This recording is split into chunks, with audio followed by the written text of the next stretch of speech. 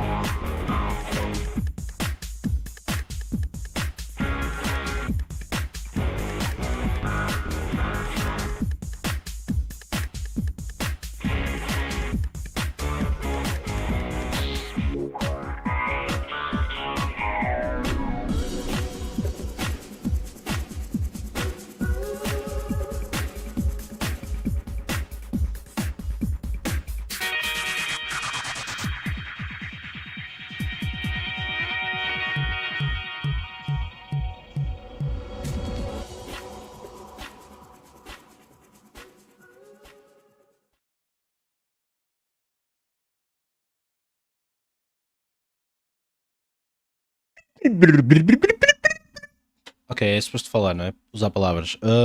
Olá. Era isso. Já usei palavras. Está tudo bem? Tenho luz. Luz que muda. Muda a luz. Mudou. I'm ready.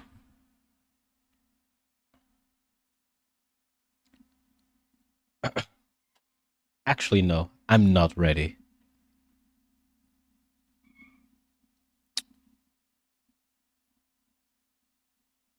Aparecem aqui uns vídeos que parecem giros. Remote work is a mistake. Bora ver. OpenAI CEO Sam I Altman don't think it's a mistake. Se não fosse isso, eu não conseguia trabalhar.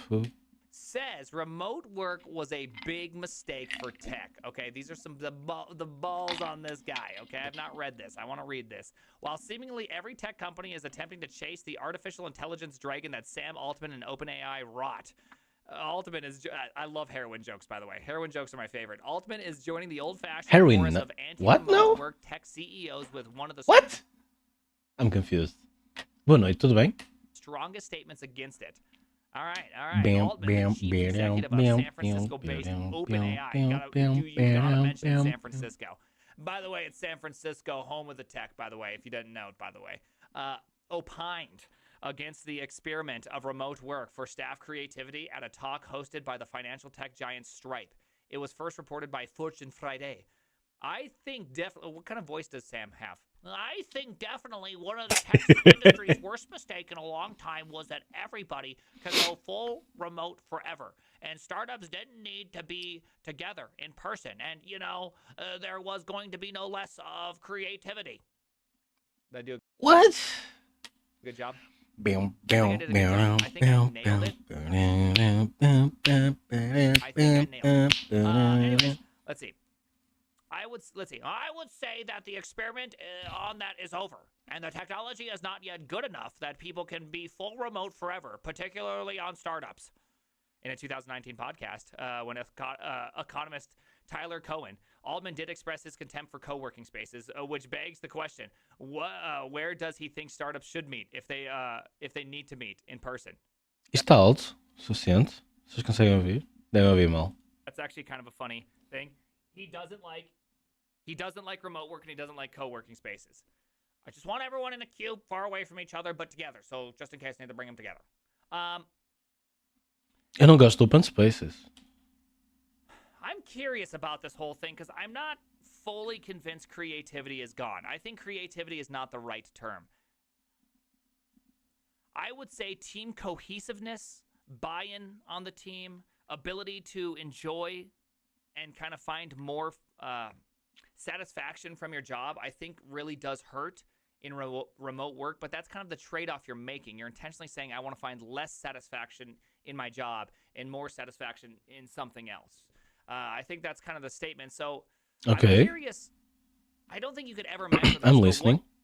What is a person's buy-in at a company based on whether they're in the company, in a location versus remote? Is there a more committed person, if you will, in person versus not in person? I don't know.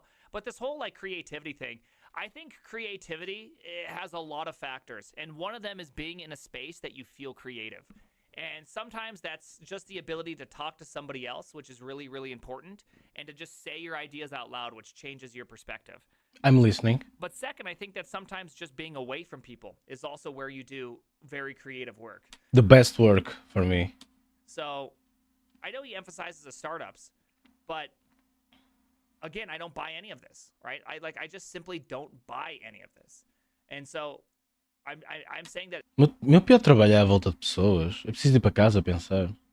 I don't think you Quando can são coisas tiradas do cu. Não é? measure this axis on remote, non-remote.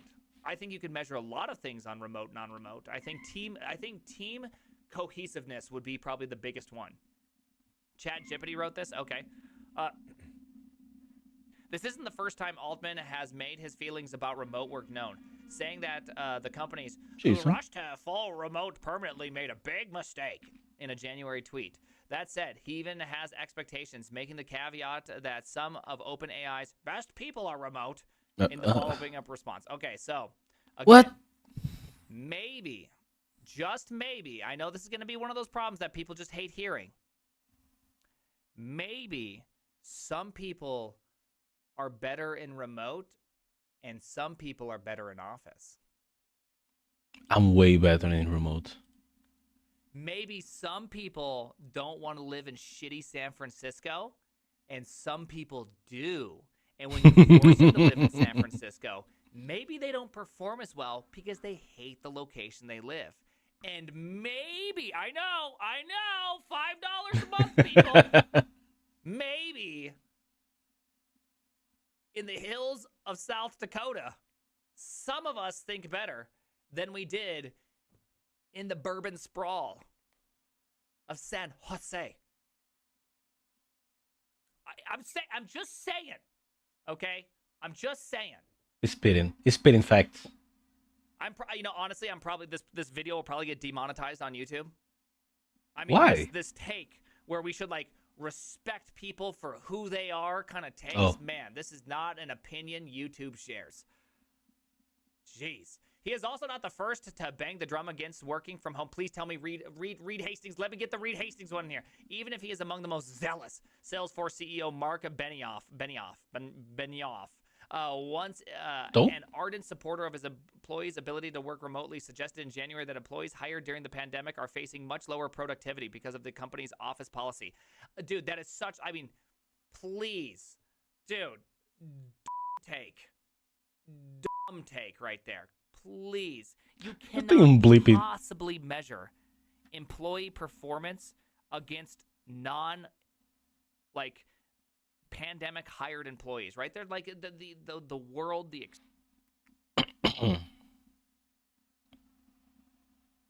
Much lower productivity. Yeah, it's really stupid. What the fuck? experience, what people are going through is vastly different between the two. It just feels like remember when you were hiring before COVID, you actually had the pick of whatever you wanted. There's a lot of people in there. There was a lot of positions. And so you got to really be like particular about what you wanted. And then COVID hit. Everyone started using the internet. Money was going way up. Government was handing out checks. Money was spent like wild on Amazon. More money than they've ever made was during that time. And all of a sudden, people needed to hire like wild. So they just didn't even have like the filtering mechanism was so much different during that time than beforehand. And to just like remotely compare the two is just bogus. Yeah, compare productivity during 9/11. I'm sure it went down. Yeah, I'm sure when you have horrible human things, productivity at a job might be affected. Ridiculous. Ridiculous. Meta CEO Mark now does BJJ. Zuckerberg, and dude, imagine having to go on the mat with Mark Zuckerberg and getting pinned by Mark Zuckerberg. Like, just imagine Mark Zuck BJJ. Just imagine that you're in there and you are this guy right here. You're getting pwned by Mark Zuckerberg. Like, you're getting full lizard human. Like, not only did you just get defeated by a guy that's most certainly either a lizard or a robot, but like a billion people are going to watch you get owned. You know what I mean? Ugh, that has to hurt. That has to hurt. Wait, how old is this? Because you know what? I don't know about all the pinnings that happen at all in BJJ. I don't even care. But when you're telling me that Mark Zuck takes you to the ground, you know I'm looking at that photo. Lizard strength is greater than human strength? Probably. Yeah. It sucks. All right, here we go. Suggesting that remote start employees were worse off than their in-office counterparts. Now, that is an interesting take. This is something I could believe. That if you start off remote, your ability to become integrated, know your team, and get up to speed is probably hampered more than if you were not remote to begin with. I can buy that take because you're in office and you could just like walk around, going to person, asking questions. That's a viable take. Into a notice of laying off 10,000 workers in March. Recently joining this list is newly appointed CEO of Lyft, David Risher, who in April reported switched the company's flexible work policy into a mandated 3 days a week in the office. Among those cheering on his call to return to work was San Francisco Supervisor Matt Dorsey, whose District 6 includes Mid-Market, Soma, and Mission Bay. Okay, so if you're talking about anyone that's running San Francisco, of course they are. Do you realize how desperate California is for taxes? Like, when you make someone work in office, that means they have to pay state taxes, okay? I'm just saying, you want to tell me, like, I live in South Dakota. I don't pay California taxes. I don't give California a dime. You know why? Because I don't live in California.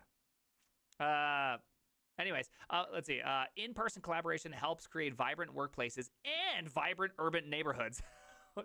What a politician! This is Nah.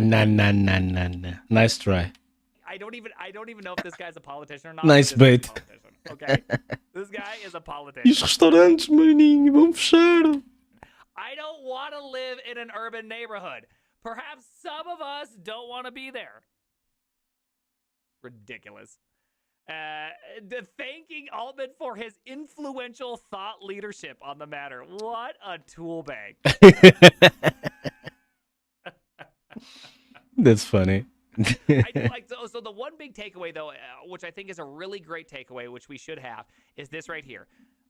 I really do think in-office interactions are the best way to get to know the people on your team, to get to know people, no matter how much you feel about interactions, no matter how introvert you think you are, which everybody's an introvert these days, I swear.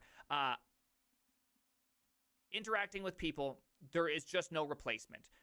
I do not believe that there's going to be a VR replacement anytime in the next 10, 20 years that could actually mimic all the things you need.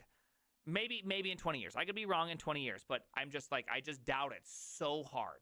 You know what I mean? Like, the amount of communication that happens in an office, the amount of communication that just happens with how you move your hands, how you position your body, how your tone of voice comes out, you just like, it just doesn't, you can't get it. And on a call, you can't really get it. Here's most of the phone calls that happen. Okay, here you go. Here's most of the phone calls.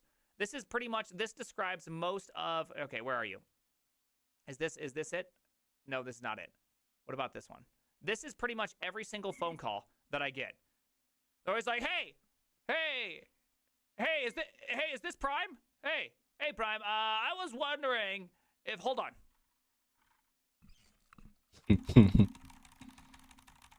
One second. Hey, hold on. Okay, hey, I was wondering if you happen to have, hold on.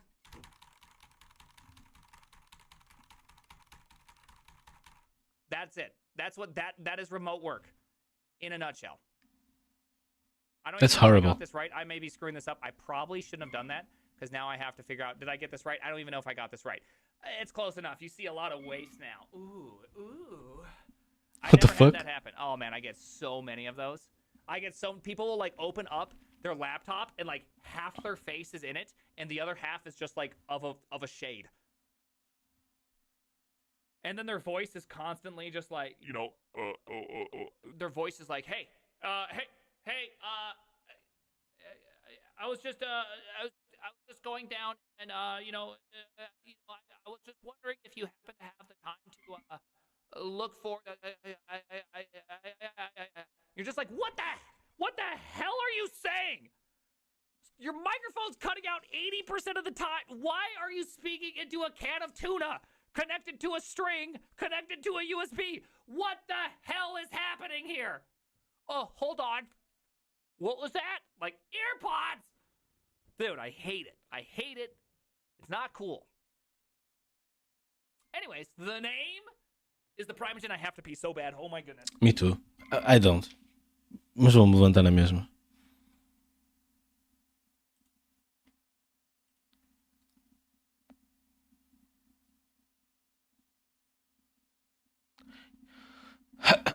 Bro.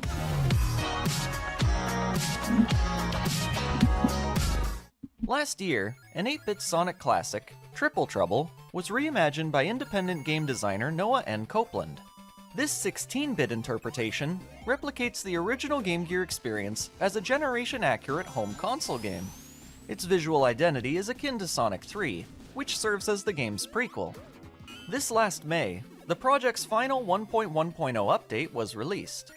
My camera died recently, so while I've got other videos sitting on hold, now's the perfect time to talk about this astounding project. I've played through the original Sonic Triple Trouble a handful of times.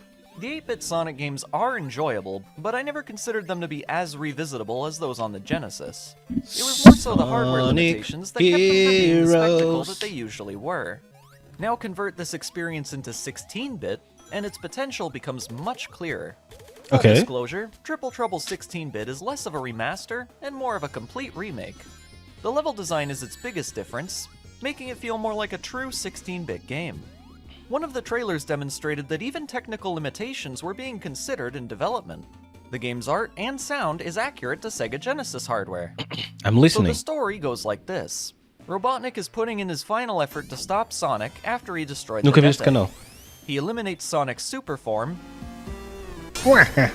and manages to take off with one of the Chaos Emeralds. No, don't While do this it. is going on, Triple Trouble's new character, Knack the Weasel, isn't far Knack? behind. You'll encounter Knack Knack many too, times during the baby! game, but he's not all, because Knuckles is here too. And he's Oh, also after Sonic. In the original 8-bit game, Knuckles was tricked by Robotnik into thinking that Sonic wants the emeralds for world domination. But in 16-bit, it plays out differently. Metal Sonic is back, who takes on the likeness of Knuckles. So it's actually that Wait, thing what? you'll be fighting throughout the game, It makes no unbeknownst to sense. Sonic or Tails. Why would he do Don't that? trust anyone, not even yourself. You were never able to play as That's Knuckles funny. in the original, so having the ability here is great. Although, It's you awesome. won't unlock them until you've completed the base game as Sonic and Tails first. No! Remember how in the original, you could only play as one or the other? That well, sucks. this time, you get both. You're able to That's pretty cool. Olá, Oliveira, estás bom? Vou beber bebidas alcoólicas, posso? Ou é haram? Tarde demais, já bebi. Eu não devia meter muito, devia ter pouquinho. Haram. switch between the two instantly without the use of a second controller. Admittedly, I didn't often Se find for a em reason moderação, to switch tá-se to bem. Tails, but he's great for ascending Eu when gosto em underwater. moderação. The other character always respawns next to you, so this is especially Sem effective moderação in é the podre. title Plant Zone. You can also play as Knack and Metal Sonic in free play. Knack 2, However, baby! Knack requires all Chaos Emeralds to be collected, and Metal Sonic requires completing the game with Knuckles. Not long into the new Canucks. game, you'll likely notice the presence of Sonic's Drop Dash and Tá a ganhar super contra o heal-out Al-Hilal. abilities. The Drop Dash is very useful, and fits well with the game, Wait a minute, especially what the considering it was one What the fuck is this guy talking about? Drop Dash? Isto está no Sonic Plus?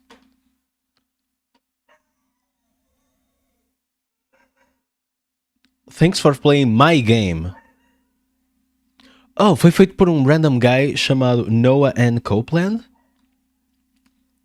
Last year, Noah N. Copeland released this incredible project after 5 long years of work in Game Maker Studio. That's crazy. Game Maker Studio to make a good Sonic game?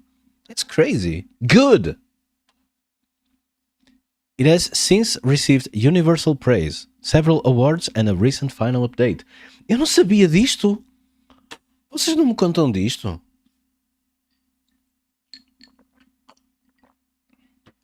Sacarentos fedorentos, o homem é uma terra cheia de coupe. Wait, what?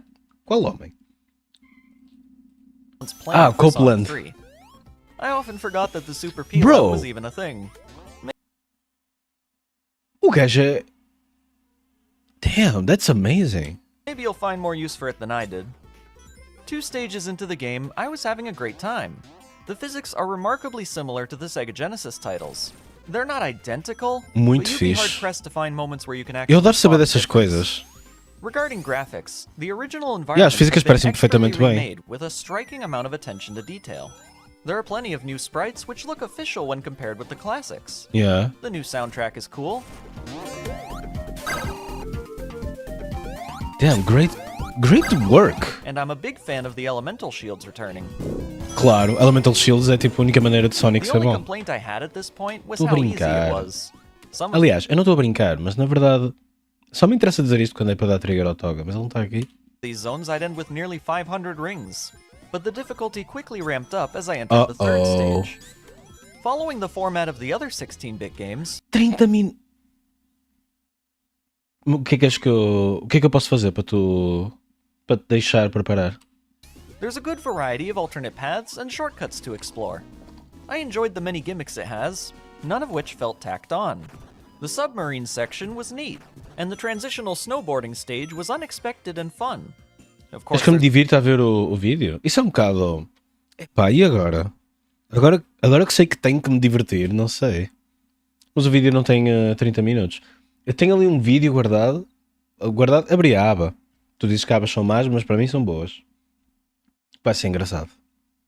There's also the special stages, which really surprised me. I would argue that some of these are more fun to play than those which Sega came up with in the 90s. This is amazing, bro. There's a brand new stage called the Egg Zeppelin, taking place just Egg after Meta Zeppelin? Junglera. Feels like a blend between the Sky Chase Zone from Sonic 2 and Flying Battery Zone from Sonic and Knuckles. Short, but sweet. Much like the game itself. Achas? Clocking in at around Uma an rama é hour para and 5 30 cêntimos, minutes. meu. Which, to be fair, isn't much unlike the classics it was inspired by. Triple Trouble's 16-bit has a lot This of is really unexpected good. twists. For example, the ending to Sunset Park was priceless. Sempre que vejo mais animações no Sonic, sabes que não foi feito pela SEGA. Isso é um bocado triste, não é? Kind of a rough transition between these two, but many other transitions are excellent. The world building introduced in Sonic 3 made the game's locations feel more authentic. That same effort has been achieved here. It's a truly Ui, seamless já posso ir dar trigger ao Toga. Já não me lembro o que é que era o tema, portanto, olha, já foste. 5 cêntimos vezes 1500 no mínimo. This adventure. Noah Copeland clearly has an understanding of how to create good atmosphere in a classic Sonic game. Now, in terms of negatives, there isn't much. One thing I noticed, Damn, I however, wanna is play that this Knuckles shit. as a playable character feels a bit unfinished. He doesn't always connect to walls. Sometimes I'd catch him sliding on nothing. The following's more Oh bro, isto foi feito no Game Maker. O que é que tu queres? of a nitpick. Eu acho que é uma fucking... Alguém fazer uma coisa funcional no Game Maker. ok, já parei. Já parei com o Yate. Mas foda-se. But most times, once I've finished climbing a surface, he goes right into the slipping animation. Then this boss fight broke on me and I had to restart the level. Oh, nothing bugs. The issues with Knuckles are relatively minor. For the most part, he played very similarly to the classics. His campaign is somewhat unique, much like in Sonic 3. Sabes o que é que eu acho que aconteceu? O gajo tem mais que fazer do que limpar os bugs do Knuckles. É mais isso. Tem vida. There's some cool stuff here as well, so I encourage you to check it out after your first playthrough. Damn, that's cool. I should mention the game's He's competition swimming. mode. This isn't like Sonic 3's. It's actually a sort of mini-campaign with multiplayer options. Beyond the exchanges and dialogue, you'll be popping balloons, racing. There's also Foda-se. what's essentially a deathmatch mode. Within these, there are various power-ups that you can collect que to é give yourself an possível? advantage, or screw over your rival. The competition mode is alright, probably better with a friend. I think it's charming and commendable I mean, that this competition mode sozinho sou um bocado estranho, não? exists at all. You may be wondering what the latest update has changed. I didn't play the original release, but from what I've heard, this added quality of life improvements, much of which can be toggled in the options, Damn. such as shortening or outright skipping the snowboard segment. I really like the website they have for Aposto que o Toga sabia desse projeto e nunca me disse nada. this. So much effort surrounds this project, é and yet it's incrível. all completely free. I've come to find that this is a very effective way of advertising yourself as a developer these days. Claro. Do something wild with an established IP, take no profits, then make your own original game and people might tag along. I have no reason to believe that's what this guy is doing, but even if so, you couldn't blame him. It's a more effective means than pouring your heart and soul into one project, only for it to get 10 downloads. How did he That's an do... indie scene story I've heard countless times. How did he do all I of think this? now, especially with this under his belt, Copeland could have a successful future ahead of him if he wants to keep making games. All you gotta do is put this on a resume and cite the articles and awards it received. What awards did it win? How about Best Homebrew Game of 2022 from Sega Powered? That's a huge honor, and it was absolutely deserved. This is If you're amazing. interested in Copeland's work, he has another game called Shinobi Metal Ninja. It's also free and looks pretty good, so It you might does. want to give that a try as well. Shinobi. For Triple Trouble 16-bit, you've got a variety of platforms to choose from now. It's on PC, Android, and even Mac. Is it on the Nice. Switch? Another game to add to my two others. Thanks for hey, watching. If you'd that like was a nice joke. to hear more from me Fuck Mac, am I right, guys? And fuck you. in the future, Why do I have to work with a consider fucking Mac? subscribing to the channel. Fucking See you next sucks. time. Epá, este gajo vai receber um like. Vai receber um like, gostei muito. Quem é que são as 4 pessoas que não gostaram?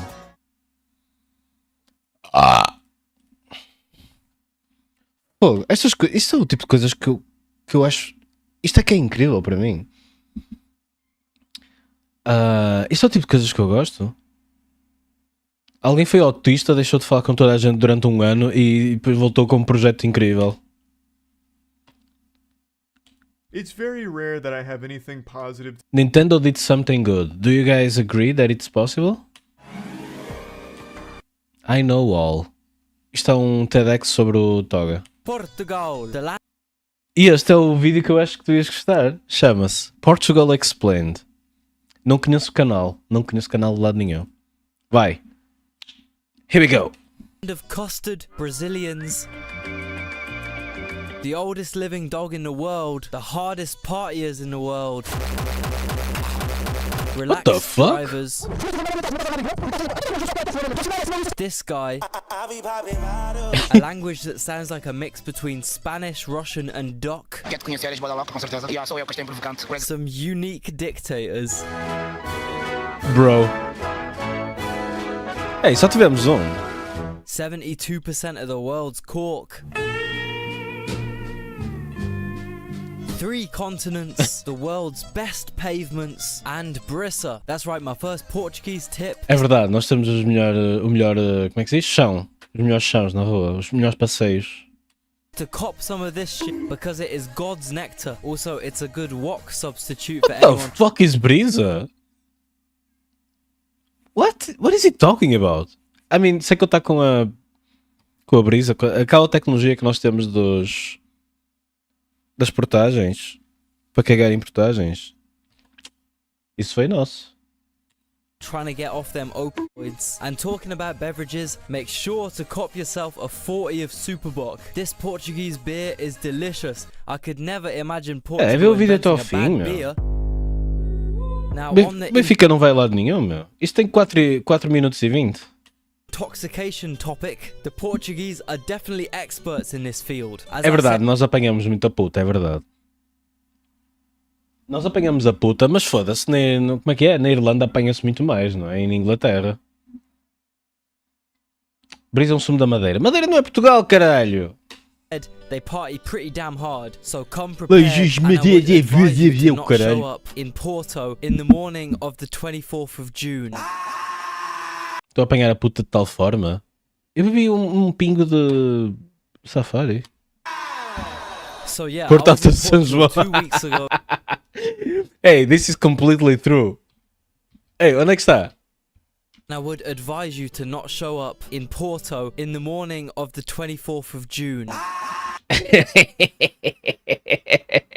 100% verdade. E quando eu vi cadeiras no lago? Depois do São João. Bem giro. Puxa uma cadeira e senta-te no lago. Foi a piada que eu fiz na altura. So yeah, I was in Portugal 2 weeks ago. First off was technically my first time in Africa, Madeira. Seriously one of the most picturesque places What is he talking about? Africa. I've ever been. However, there is, however, a saving grace. Also, you got Madeira Crawl. wine. Its name is a lie. Do not gulp it down like normal wine. Lesson learned. And probably the most famous thing about Madeira is this guy. Yeah, Ronaldo grew up here, and they definitely let you know about it. I can't say I'm the biggest football fan, but this statue of him at the airport definitely puts a smile on my face. Banana and Secondly, I fish. technically had my first time in America. The Madeira é outro país, meu. Azores, aka Não tem nada a ver com pineapple nada. capital of Europe. I was Olha outro only here país. for 2 days, but some of the highlights include eating the best sandwich of my life, made by a man who hated crypto with a passion and Se o decorated madeirense falar comigo, eu não vou perceber nada do que ele está a dizer. Se isso não é ser de outro país, não sei o que é. his entire restaurant with that in mind. They are so fucking damn good, you will flip over them. I also witnessed the best pavements I've ever seen in my life, found a Georgia flag, and I don't speak a word of Portuguese apart from obrigado, but apparently this is how Azorians sound to other Portuguese people. Around magic, or you until I see little snack blends. Bong the little snacks. You want to get alcohol management snack? And finally, I visited Porto. If you find yourself in Porto, I'd recommend exclusively spending money in this area, as this part is just... Also, this beach is worth visiting if you're struggling to remove a wig. Some of the best attractions in Porto include this big painting of Blade, €1 Bock, and fucking Crystal Palace Park, bruv. Oh, and this little non-important bridge. Now, I didn't really have enough euro or time to get around any more of Portugal, but I've done my research and come up with A guide to the rest of Portugal. Oi. It's like the Alentejo. Detroit of Europe or something. People have been using this place as a toilet full of fucking trash. I grab a knife. There's a lot of trash down there. It smells like shit. A lot of thieves in this What is he town. doing? Shoplifting, pickpocketing. That guy just tried to sell me coke. Really aggressive people trying to give me coke. I got really fucking sketch really fast. And as soon as I turned the corner, I just start fucking running, man. Something bad happened. I got fucking sucker punched. A 1 metro abaixo do Porto é tudo Lisboa. I'm walking to the bus station now. This town fucking sucks. Amadora. Olha a terra do teu pai. Literally in Europe. Lisbon if se o terremoto de 1755 tivesse acontecido. Braga!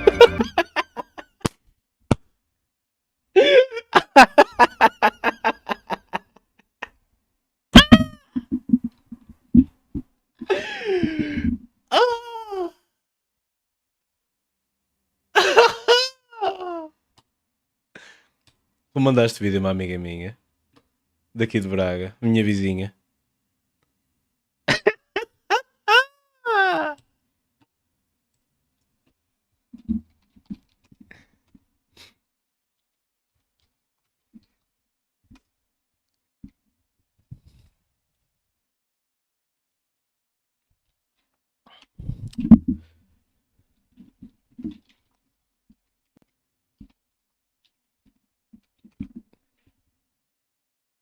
Ah!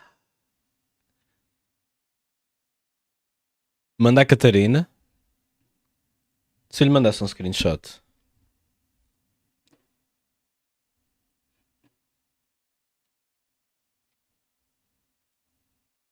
Pode ser assim?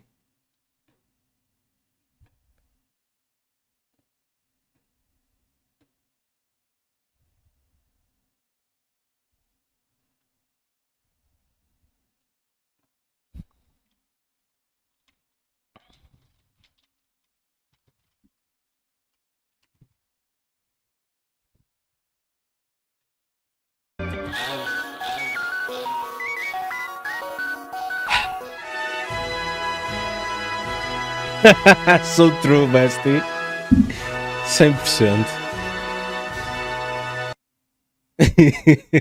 Leiria não existe, não é? Piada, tem que ser. Tem que ser. Mandatory Leiria não existe piada. Só por causa disso vou ter que mandar ao Watson agora.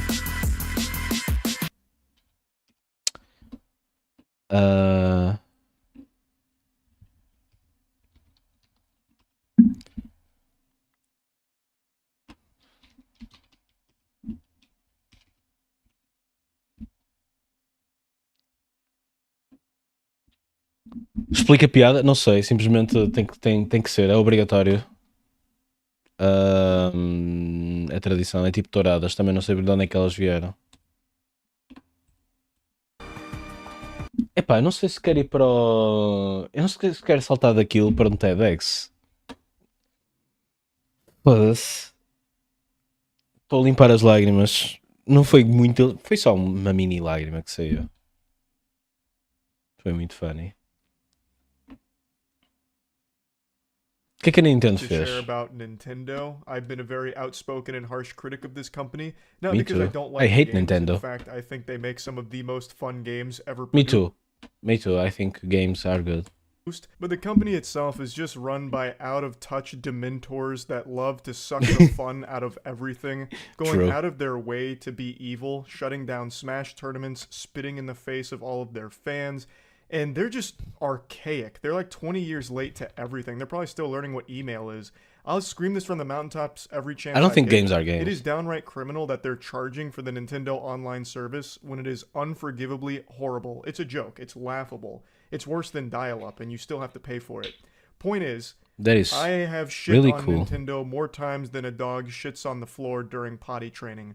But today, I have a very Pus uma positive pinga story desta to vez. share about Nintendo, and more Ok, specifically, duas pingas, the peraí. Nintendo Ok, pá, aí três pingas. Recently, a child had been abducted by a predator, and thanks to a Abducted? Nintendo Switch that the child brought, authorities were able to track her down and rescue her. I know Mutahar just That's posted a video crazy. about this story as well, but I couldn't help but talk about it too, given how harsh I've been on Nintendo in the past. I do want to highlight when they do some good things, like in this story. So what happened here is a What did he do? 14-year-old girl met a 28-year-old man named Ethan Roberts on Omegle. The two started talking and eventually exchanged nudes, and Robert traveled 2,000 miles from Arizona to her hometown. Eventually, he kidnapped her, took her back to Arizona, and coerced her into meeting She was 14?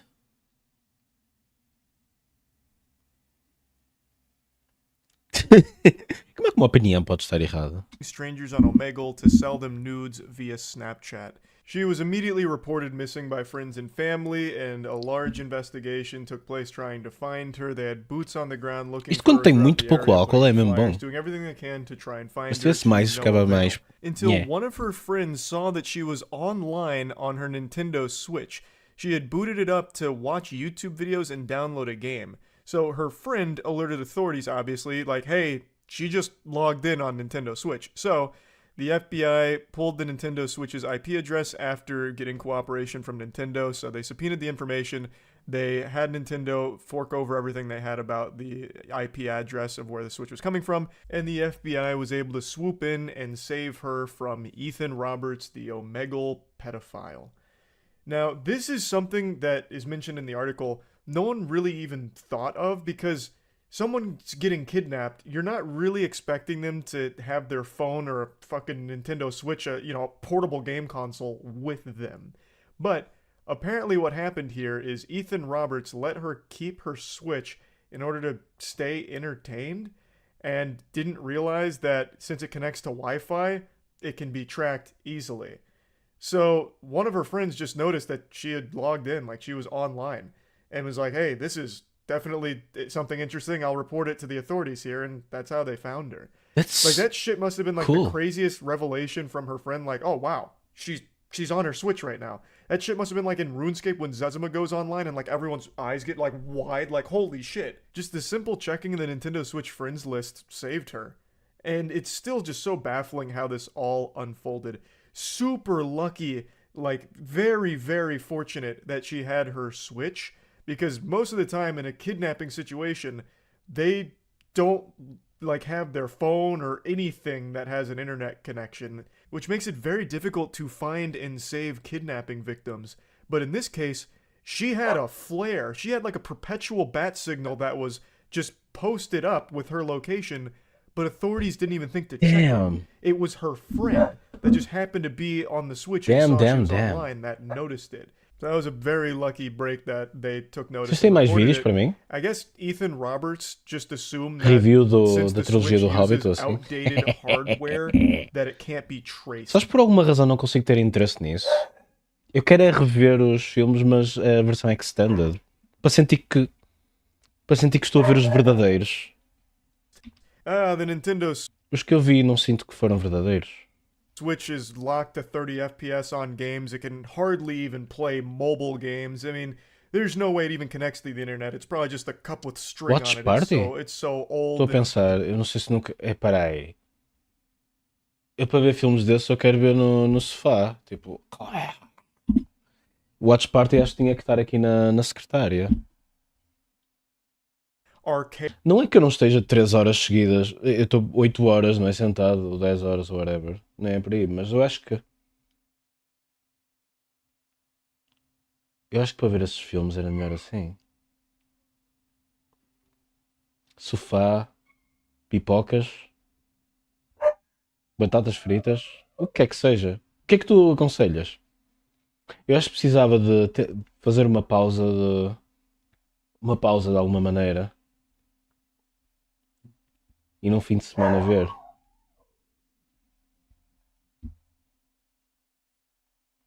O que é que seria fixe para acompanhar?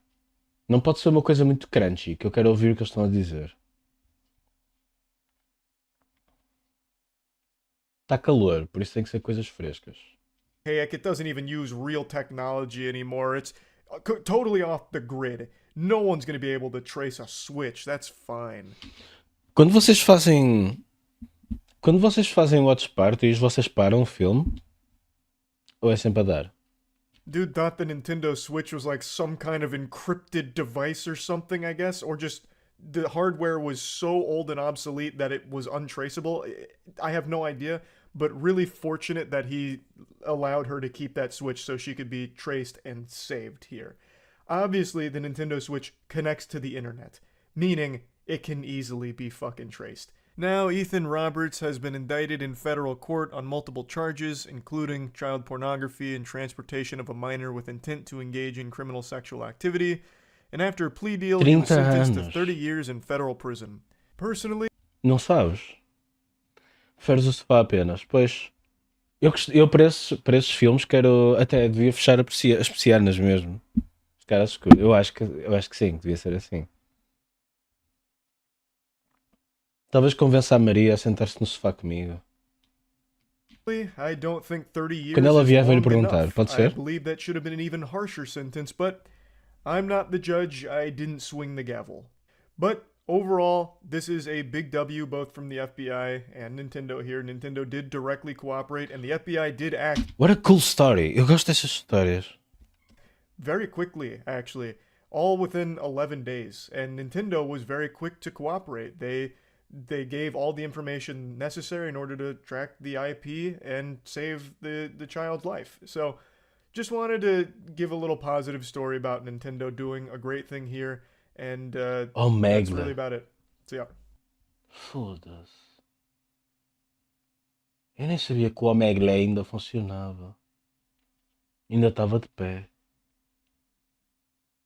Omega Lul. Foda-se. Caralho, foda-se. Epá, que cena. Agora estou a pensar no Omegle.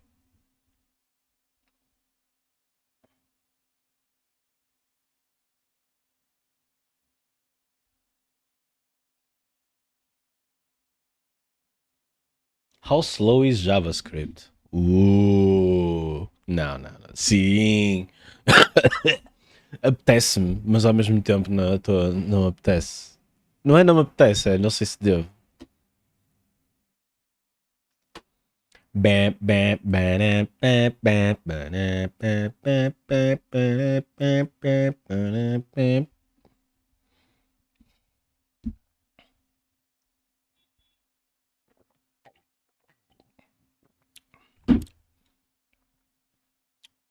Estou à espera de receber mais informação sobre o Tomba para saber se é Tombi.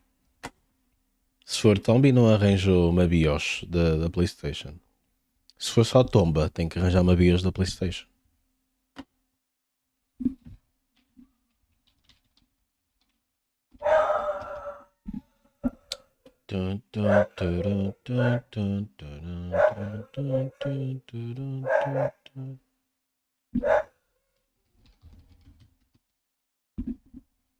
Será que existe uma Wikipédia?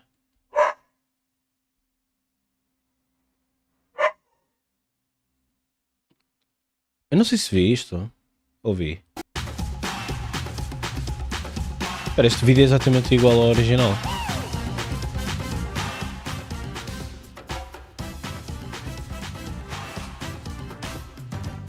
Também a animação era boa, por isso.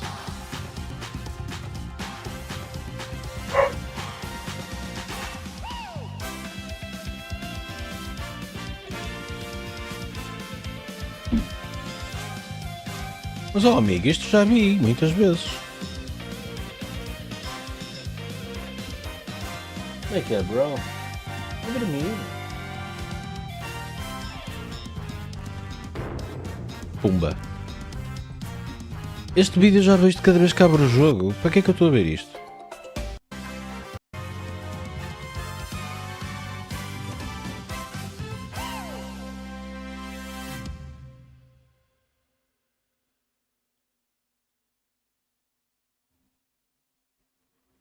Upi! Quem é que tem a BIOS?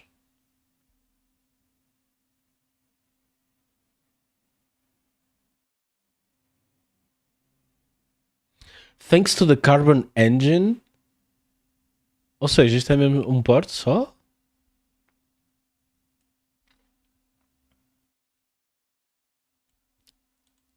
Oh man, isso vai ser só o Tomba? Oh fuck. No. Well. Lá vou ter que arranjar a BIOS. A menos que aquilo tenha uma cena para selecionar a versão europeia. Às vezes eles fazem essas coisas.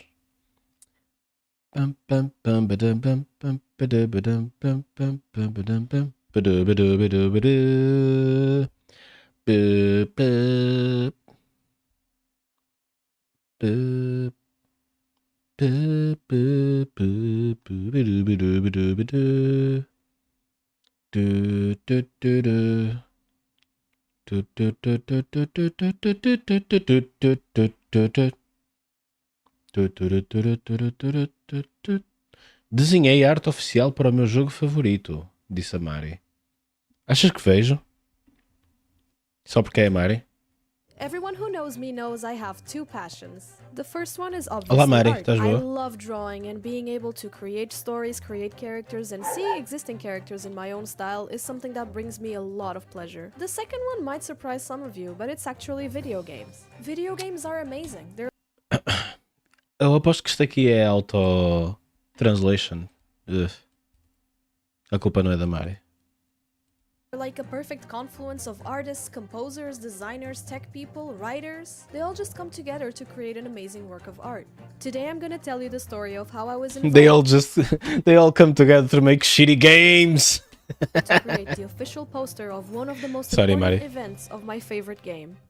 Super Smash Bros. Ultimate for the Nintendo Switch came out in December of 2018, and it quickly became one of my favorite games of all time. Was that because of the beautiful graphics? Because I could play as iconic, beautiful Nintendo princesses? Was it because the game is super fun? Nope.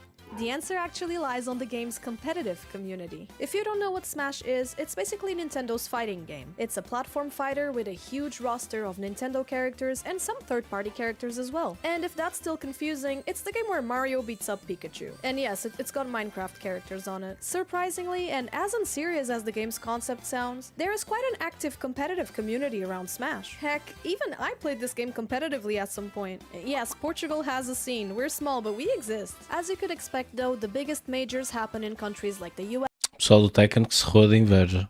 US and Japan, where the top of the top players compete to see who's the best. These majors usually have thousands of people, and Smash Ultimate has so many characters, it's always incredibly exciting to see who's gonna come out on top. Sometime after I joined the community and started following the competitive scene, I started providing art services to players and orgs. Both in esports and in content creation in general, artists are very important assets. We create the graphics, the emotes, the merchandise. We can all say that without tournament organizers and artists, the community would simply not exist. And spending all these years being an artist for the Smash community has made me love the game even more. I might not compete anymore, heck, I don't even play the game anymore. But when I think about all of my experiences, my work opportunities and the people I've met, I can't really help it but say this is my favorite video game.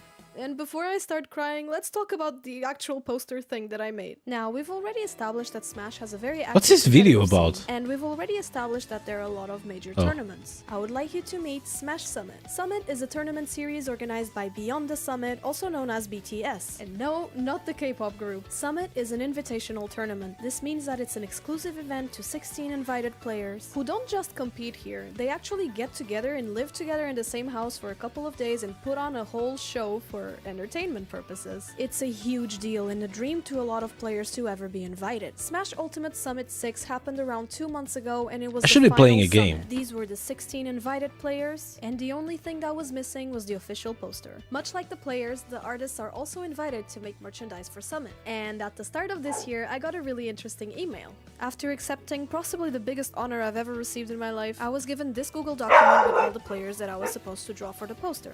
And now you're probably thinking, Mari, isn't your art like cute? Why would an esports org want your art? I thought esports were supposed to be manly. And I can't blame you, I was super surprised as well. But according to BTS, I was the perfect artist for the job. This time they wanted to Estou a go ameaçar for a the Cherry cadela. Blossom Spring theme along with an Animal Crossing motif. And who's Manimal? the queen of chibis they thought of? It was me, otherwise I wouldn't be making this video. Alright, first of all I started with the overall composition of the piece, and then I went row by row. For each player I tried to keep their characteristics that stood out the most, and simplified them in a style that kinda resembled the Animal Crossing character maker. This was incredibly challenging because I'm not used to making portraits of real people. I had to spend some time studying their faces and basically translating them into paper. I was also asked to keep some references to the main character each player uses. So for Light I kept the fox ears, for Tweak I gave him the Diddy Kong hat, and for Gluttony I gave him the Wario mustache. Akala was challenging because last year they had already made him look like a square since he mains Minecraft Steve, so I referenced his character by making the flowers around him squares. MKLeo was one of the hardest ones to draw for some reason. I think I nailed it, but it was hard to reference Joker on his picture. All I could really do was give him the red gloves. Kurama was kind of interesting because he mains Mario, so the obvious choice would be to give him the hat, but at the time he had a really iconic red hair, and I couldn't really cover it with a hat. Apollo Kage is a really nice guy I've already worked with before. I was really happy he made it in. I gave him Snake's headband. As I went, I kept making some adjustments to the composition, as you can see. Next up is Mute Ace. I've already worked with Mute. I love him. He's great. And his Peach is absolutely terrifying. Up next we have Big D. Big D plays Ice Climbers, so naturally he got a big fluffy coat. He looks Spargo old. was the hardest one to draw. He's a handsome kid, don't get me wrong, but I think that's exactly why he was so hard to translate into this style. And Cloud doesn't really have any defining characteristic that I could give him. Up next is the melee veteran Hungrybox. Hungrybox plays Jigglypuff, and I thought he would look nice with the cap. Next up we have a repeated character. This is Aaron, he also plays Diddy Kong, so once again he got the iconic red cap. I had some trouble with HBox's colors. Next up we've got the most talented and likable gamer, Void. He has a huge community who helped him get into Summit, and he plays Sheik, which is not very easy to represent. Next up we've got another player from France, Naitoru. He plays Pichu, and this was the first time we got 2 European players at Summit, which is awesome. Protobanham plays Min.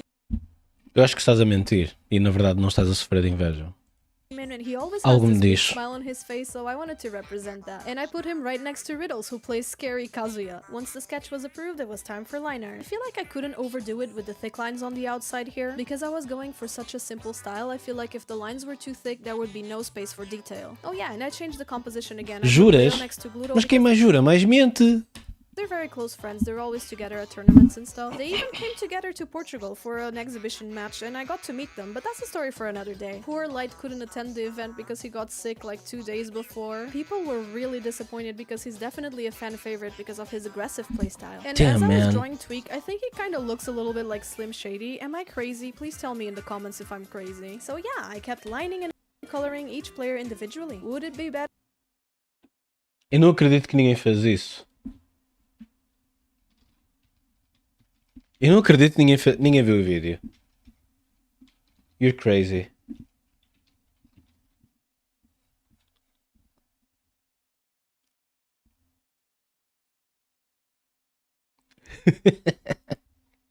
You're crazy. Better to line everything and then color everything? Probably, but this is how I work because I'm very impatient. Oh yeah, I'm gonna use this chance to please ask you to subscribe to the channel because I forgot to do that. It really helps me out and lets me know if you guys like videos like this. I try to keep the color palettes as simple and reduced as I could because like when you're drawing a lot of characters in the same canvas, things can get really chaotic, so it's good to keep a reduced palette to keep some consistency around. Did you know Ice Climbers is considered to be one of the worst characters in the game? I don't know how Big D does it. He just makes them work. Truly a hero to his people. The only way I thought to represent Cloud for Spargo would be to have the blue light for the limit and the sword. Naitoru was fortunately easy because Pichu's ears are very recognizable. I love giving animal ears to people. It's just so cute. I feel very powerful. It's still completely insane to me how I was invited to make the poster for the final summit. It's like, after dedicating 2 or 3 years of your life to this video game that you love, your talent and your hard work gets recognized by community leaders, and to me that's like, it's amazing. Like, coming from a small country that has no esports culture, it feels unreal. Anyways, back to the drawing, I made some changes that BTS asked me to, and for Aaron's cap I wrote the words Nihon Daisuki because he was in Japan not too long ago and he really liked it and everyone really liked him as well, so I thought it would be sweet to add that. So Banham plays both Lucina and Minmin, but I thought Minmin would be easier to recognize because of her design. And finally, I gave Riddles some Kazuya Mishima characteristics, like the reference to Electric Wind God Fist and the Red Demon Eye. The lightning How about the broken leg? Woo! is not a reference to Low Tier God. I don't know why so many people ask that.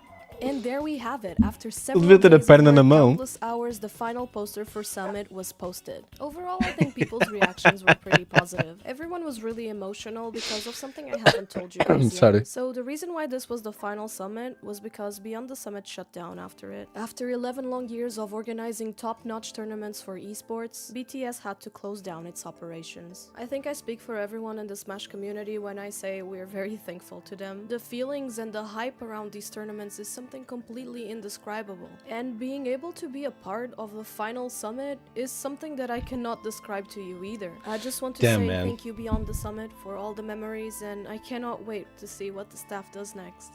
And yeah, I guess that's it. Thank you for watching. No problem.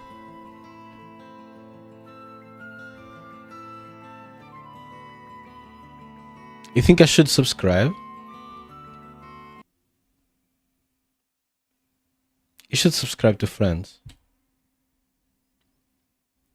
Vamos ver o vídeo do rip da perna? Mas qual? Eu nunca sei qual ver. O dele? 46.000 versus 3.9. Este é muito longo. Are they telling us to buy toys? Articulate. Volto já, peraí. What just happened? Something just happened and Rip is hiding his face because he's laughing at it. He broke it? That's not funny. I guess it's funny. I didn't see it. The leg came off while he was advertising it? That's pretty funny. That's why it was covering his face. Hey, did anyone clip that? I want to see that. I didn't see it.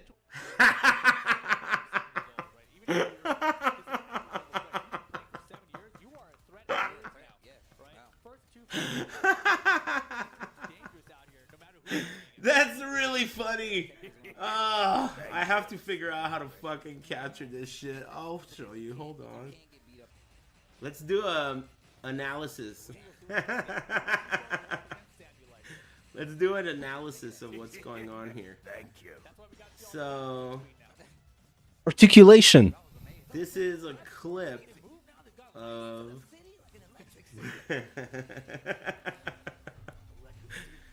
Man, all you do is talk shit, dude. This is a clip sponsored. Look at, they have this fucking hashtag thing in the corner, or whatever it's called. Tekken 7 figure. Scan the hashtag QR code for more details. Vou tirar a câmera. Rip and Steve, Namco event. Namco. Look, everywhere. Everywhere you look, right? And they're selling these toys, talking about how articulation, points of articulation. Let me show you the clip. And action. He's trying to sell this shit, right? Keep a close eye on Rip. Woo! Articulation figures, which are really cool. You can see them right here in front of us, man. Articulate. Can you make them hell sweep? I'm pretty sure you can. They got the spinning. Como é que ele disse? I'm sure he can. He's got the spinning torso.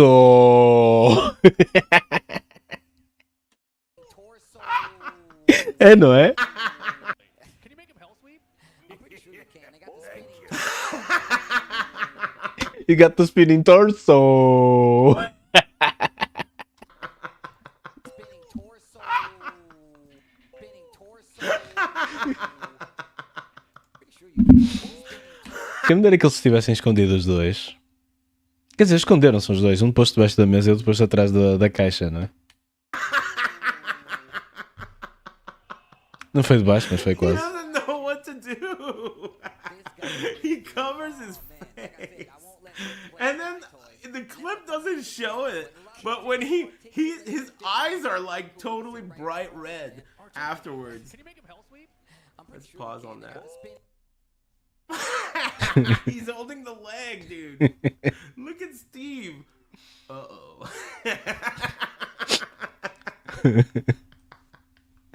Ok, posso voltar. Oh man, dude. That's pretty good, dude. He's supposed to be selling this shit to you. Pera. Yeah, Vou fazer uma coisa. Electricity on his arm, dude. Um, Articulation. Points of Pera, quero fazer uma coisa.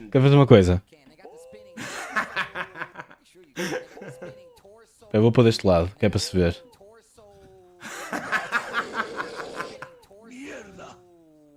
Look at Steve. Oh. Wait, hold on. Abrir localização do chat. Hello, Shadow 342. How you doing? Falas português? I hope so. Dude, this is pretty good. This is history right here. Hey, $30 all day, dude. What do you want, man? If Sony can't figure out how to make controllers that work, You're fine? how do That's you cool. expect these I'm toy glad. guys to make toys with legs that don't fall off? You know? Think about it. So what are your plans for tonight? Is it watching lives on YouTube or are you going to play a game? That was pretty good. They fired Rip because he broke the toy while he was trying to sell it to us. És português? What a dumbass, Fuck yeah, dude. let's That's go. fucking funny. Portugal. Portugal. Ale, ale, Porto, ale. É que não sei You se és should do put that Porto. on his like commentary reel. That was awesome. Espera aí, quero fazer aqui uma coisa. That was funny. Eu tenho aqui o... Será que isto vai dar? Tenho que mudar aqui um fecheiro.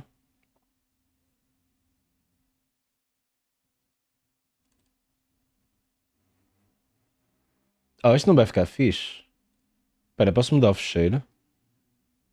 Não, o quê? O que é que não... não tens planos? Espera aí, afinal...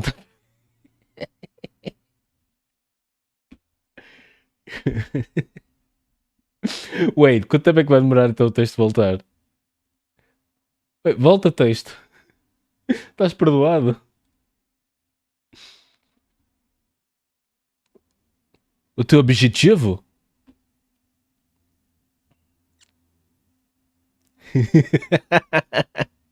Porquê que isto me faz rir? Não tem piada nenhuma, não vale um caralho, mas... let's go. Tem que mudar o texto.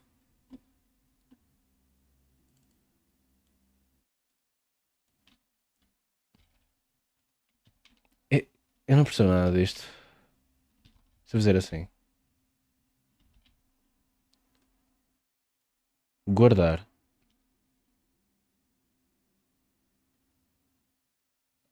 Ficou... Ok. Isto muda em real time. Isto é tecnologia do futuro, pessoal. Vocês tinham noção disto?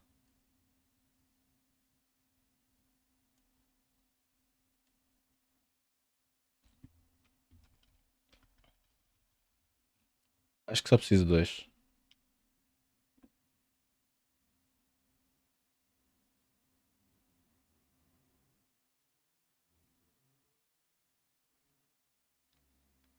Tá fixe? This is not funny. It's not funny at all.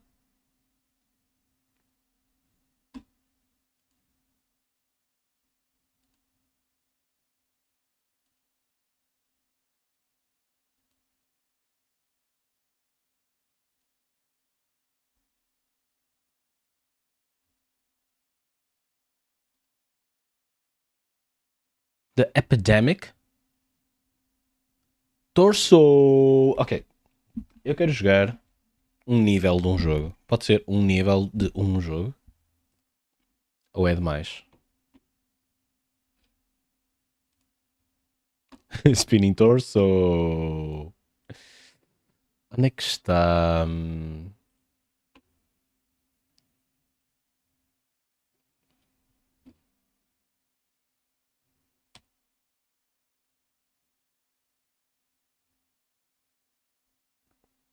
Meu objetivo é a conquista. Isto lembra-me, a última vez que eu abri o Resident Evil 4, já não sei por que razão foi. O jogo estava a rodar ainda mais... Qual é a palavra? Estava a rodar ainda mais... melhor bom que o costume.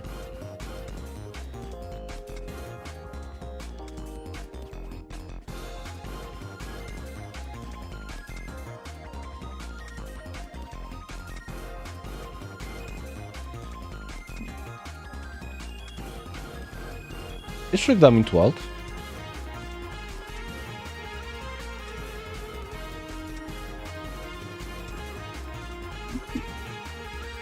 Eu não sei jogar isto. Eu não estou a fazer speedruns nem nada, estou só a conhecer o jogo. Controller disconnected. Este comando da Pizza 4... Acho que está na hora de ir dormir. Acho que está na hora de ir para a reforma. Mas será que quer um da Pizza 5? Epá, isso não sei.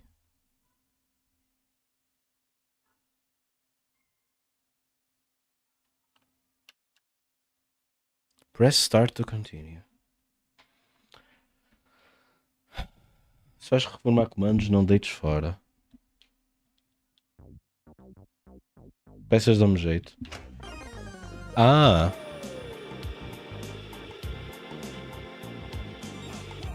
Window lag? O que é isso? Piorão, piorão, pior, pior, pior.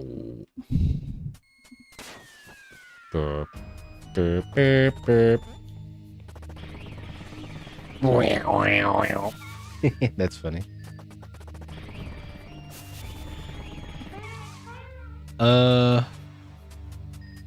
Damn, eu jogo isto muito poucas vezes.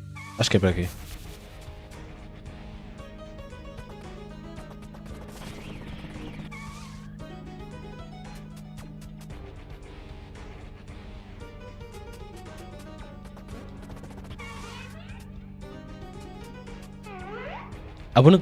I wouldn't trust this Gustavo guy. Gustavo do Breaking Bad? Los Pollos Hermanos?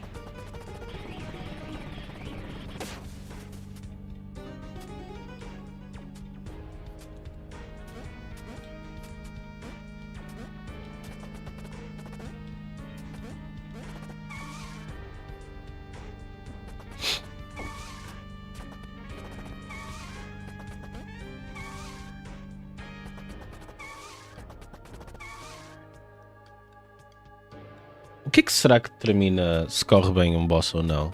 É que uma vez fiz com full health e tipo, recebi um C. Se calhar tem que ser rápido assim. Boida rápido.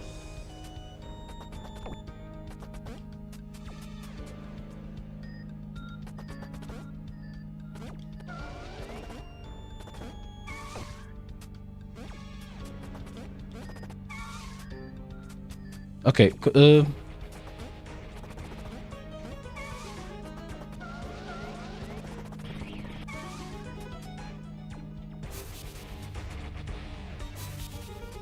Vou para o Floor 3, onde quer que isso seja. Como é que se vai para o Floor 3? Damn man, já me esqueci.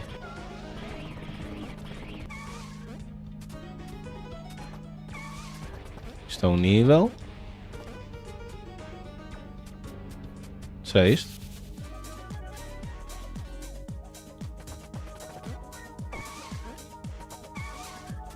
Alguma coisa que me diga... Ah, tenho que procurar.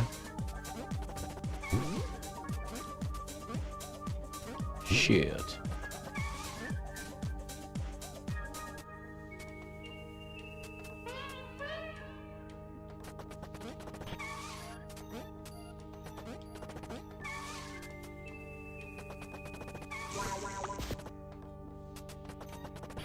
Onde é que está aquela coisa que diz, assim, por alto, os níveis que eu fiz? É aqui?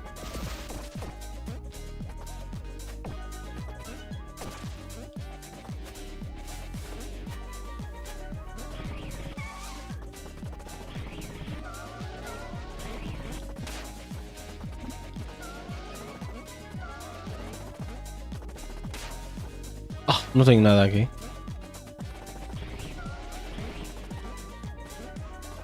Acho que é isto.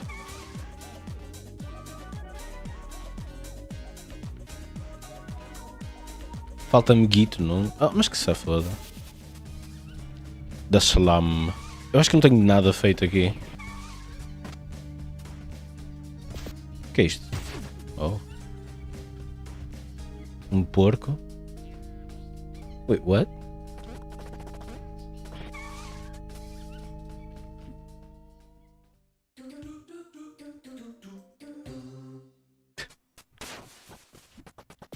Aquele gajo da esquerda parece o Noid. Se bem me lembro, Noid era uma mascote de uma... da Domino's Pizza, maybe? E sim, tal como o nome indica, era suposto ele ser annoying.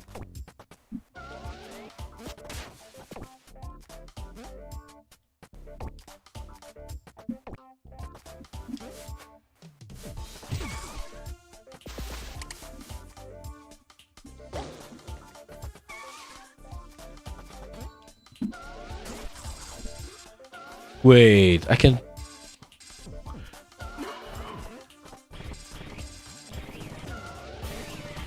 I'm making the Sonic slides? Get in.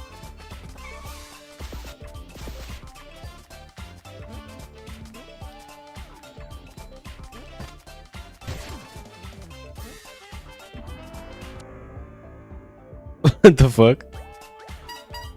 that was weird.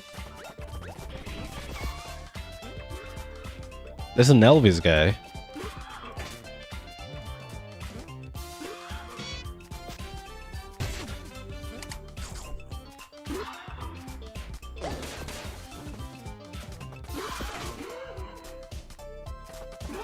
Qual é o botão? É o triângulo.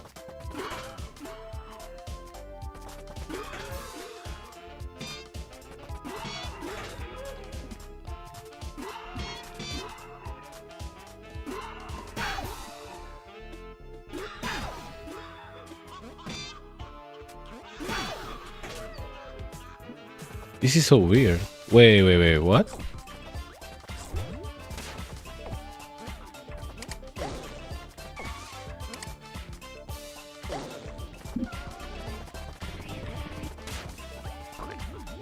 Aí deixaram cair.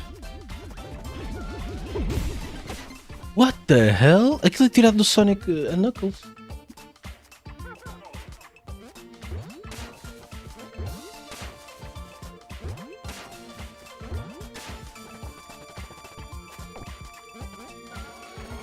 Sorry, não sou speedrunner.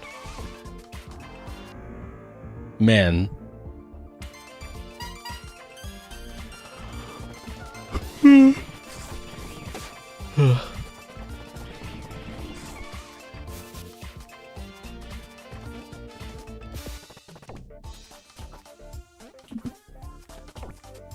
Okay.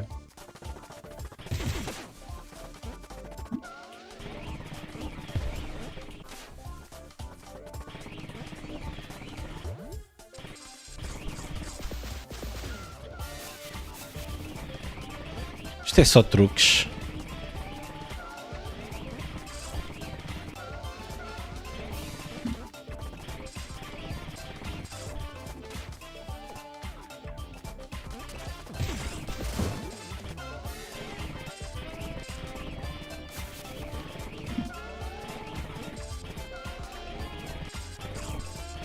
Ah, fiz asneira.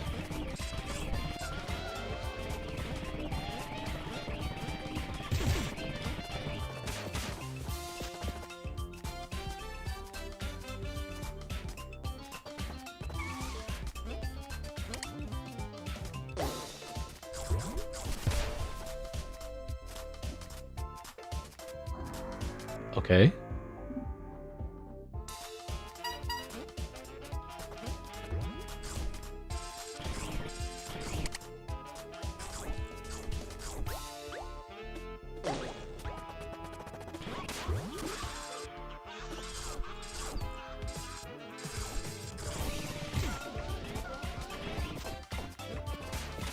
Uma coisa para perder? Não.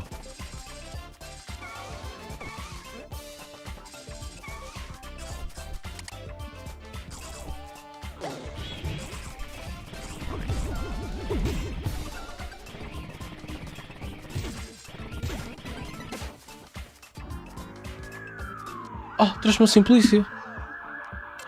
It's a pig, as in cop.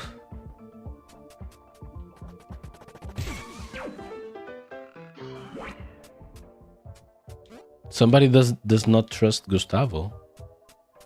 I'm in jail.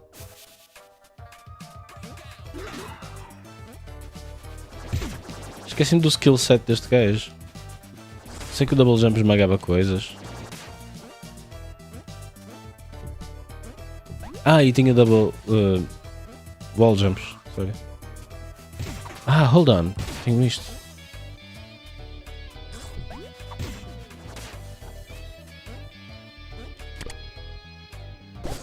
Lemau. What the? What a crazy game.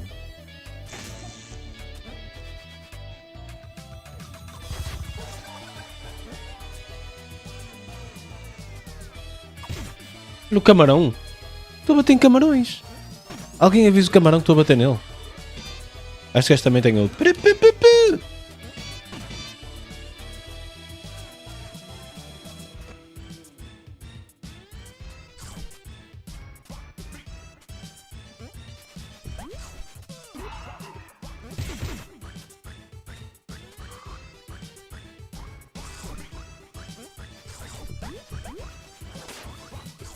Bem-vindo de volta de Oliveira, estás bom? Opa, deve estar a praticar para ser um successful streamer. A última vez que eu vi era isso, ele estava a tentar I don't know, fazer coisas em relação a isso. Toma é. Mais um Tashi.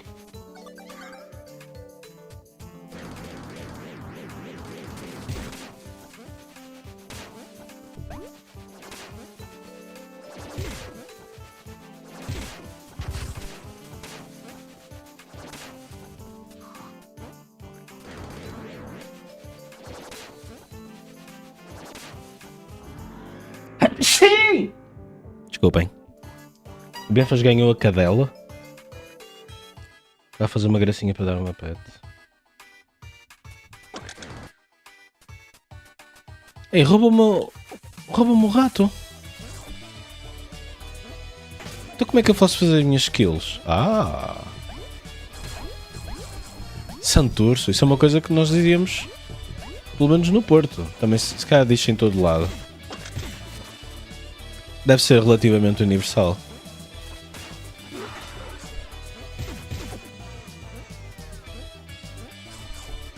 Um porco Elvis? Já. Está engraçado este nível. Há várias coisas que eu vou achando piada neste jogo. Uma delas é tipo darem-te characters diferentes e com movesets relativamente diferentes. Os temas, gimmicks em níveis, tipo gimmicks diferentes. O do golfe. No golfe jogas golfe somehow. Isso é cool. Acho que já vim buscar o que vinha buscar, não é?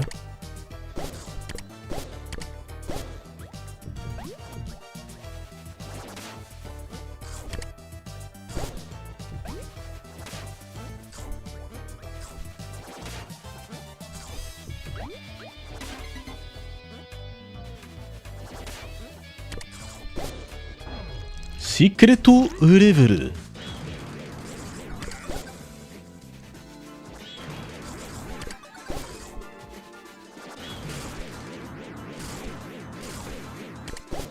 Uh-oh. Já me fodi. O que até não é mau, não é? Ui, ganhei o tomate. Isso é mais uma nota, vocês... Parece que não, mas é dinheiro.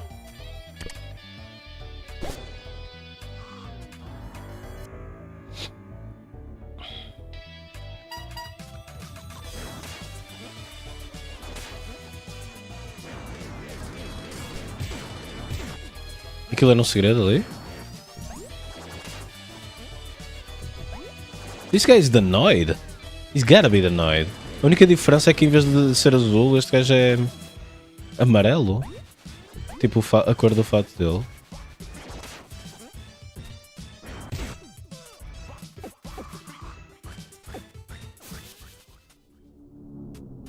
Oh shit.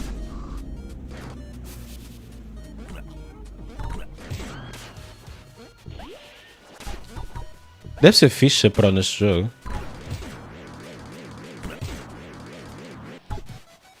Os porcos estão a estressar. Ui, os camarões.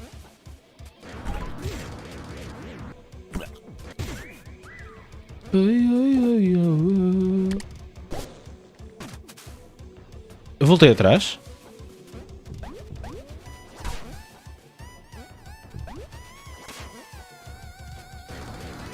Estou a sentir que vou estar perdido. É para a esquerda.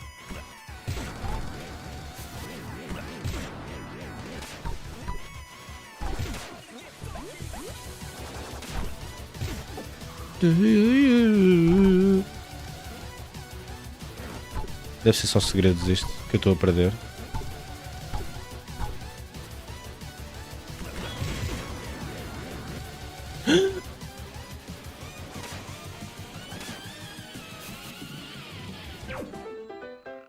Back to that guy.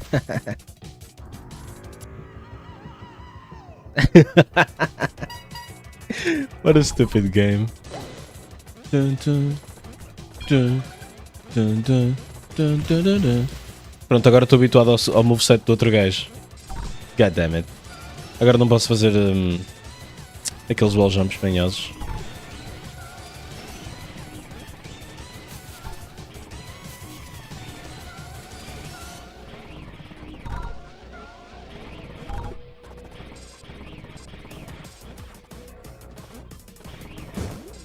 Ah, não tenho nada aqui. Isto também é um bocado... é espiada, é isso? Tipo, memorizar um bocado o nível. Oi?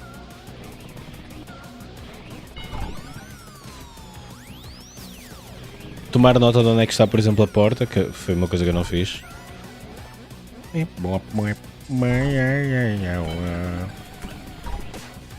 Será que tem aqui?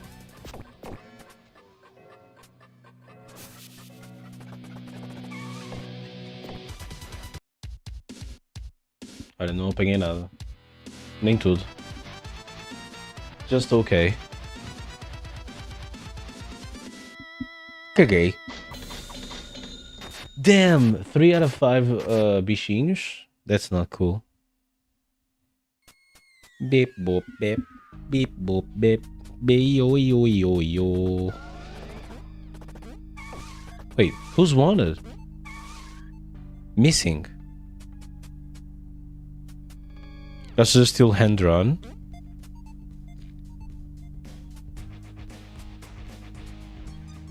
You need to be this tall. You've gone far enough, buddy.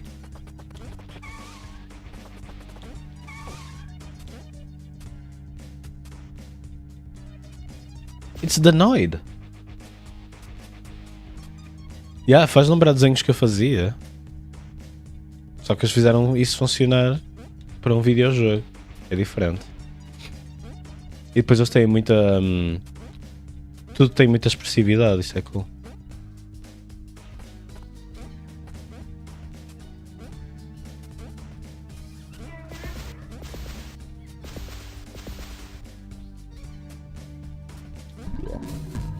What the fuck?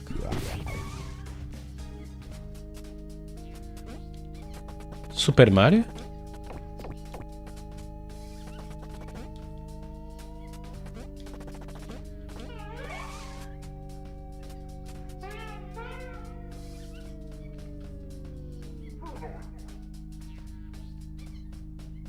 React to you faster.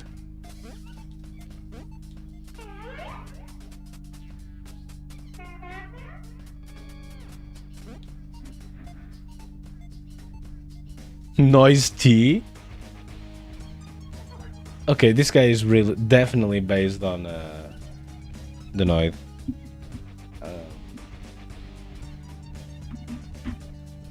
E por causa disso até vamos fazer alt tab.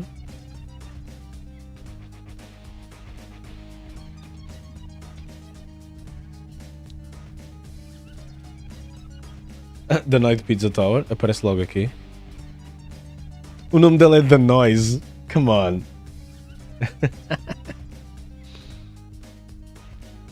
Short mischievous gremlin who seems similar to a human being. He dons a yellow jumpsuit em vez de azul, não é?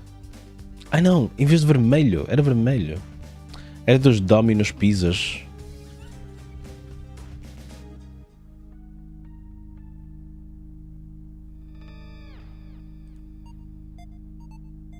It's based on the Noid, an anti-mascot of real-life food chain Domino's Pizza. Oh right, Domino's Pizza, Pizza Tower. Como é que eu não liguei? Como é que eu não liguei as pizzas? Eu estou muito mal a ligar pizzas.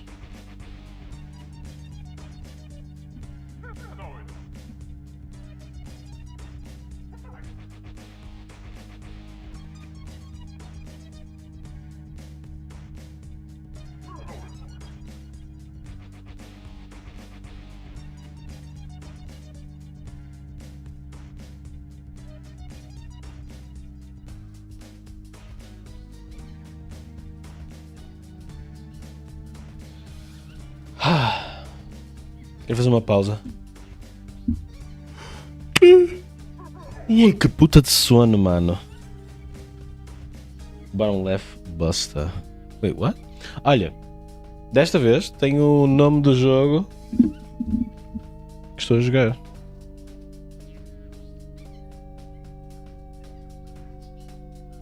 Como é que nós estamos, meu amigo? Estamos bem? Estamos mal?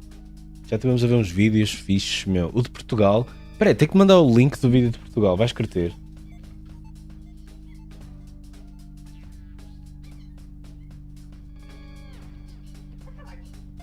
Onde é que está o Vitag? Vou mandar para aqui.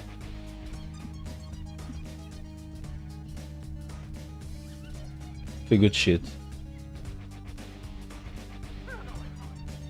Ah!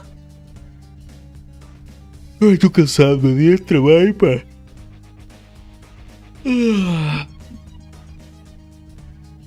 Pois tinha o objetivo de fazer uma coisa e acabei por fazer outras totalmente diferente. Pronto, agora vês no YouTube e dás like e subscreve. Mas achei que foi super produtivo. Obrigado por pensares em mim. Opa! Estava à vontade de partilhar com as pessoas que eu gosto. É giro. Falta a Maria. Vou mandar a Maria também. Boop, boop, boop, boop.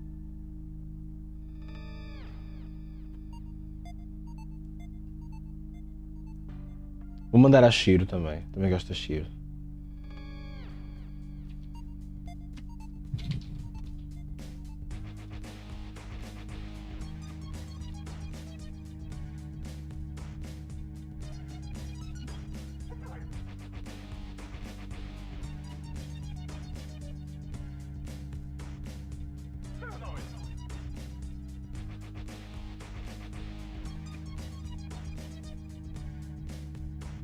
Alright. E agora, o que é que eu faço? Sim, eu sei que tenho um videojogo ligado. Fuck.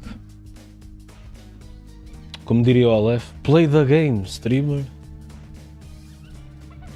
Olha lá. Como é que é? Bora jogar um Hunts?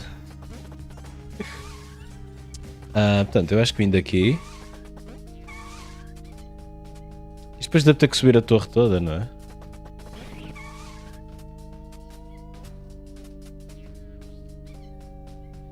Roses are red, violets are blue, Amaya Washinderu. Damn. Foi mesmo curioso como do nada, à volta de quê? 2017?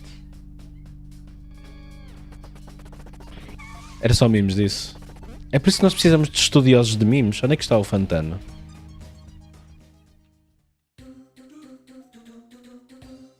O Fantano tem algum... Eu não me lembro dele ter nenhum vídeo para o Omae Ashindaru. Okay.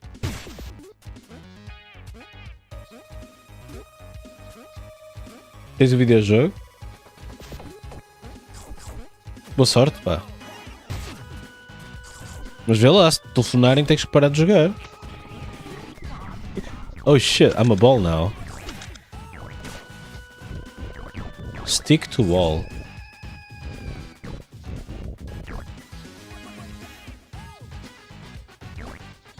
Am I a pizza?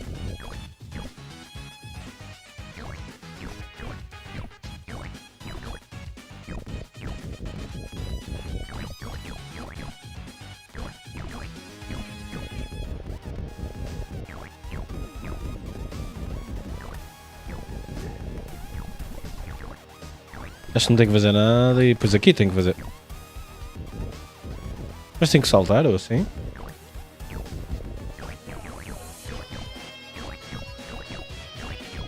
Alguém responda. Como é que se salta?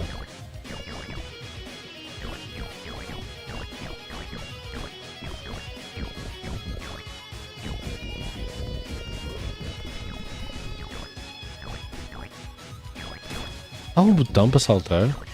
Vou carregar em tudo a próxima vez que...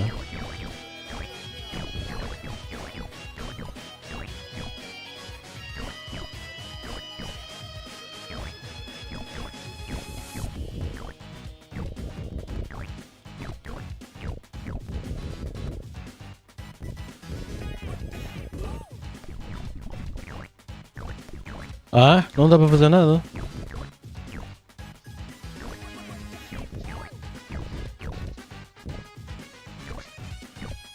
I can jump.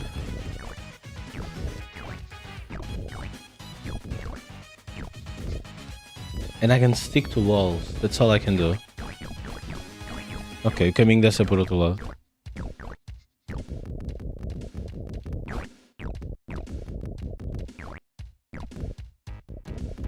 Como é que será que eu deixo aqui?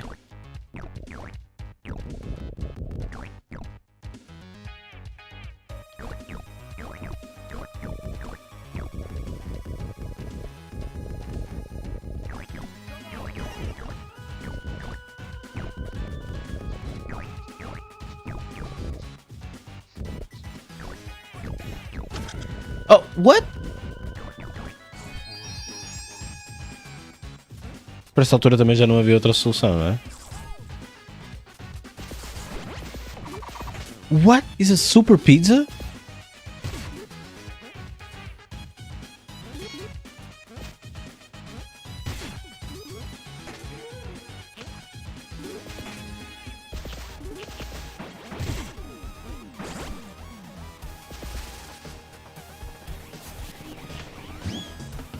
What the heck? That's funny.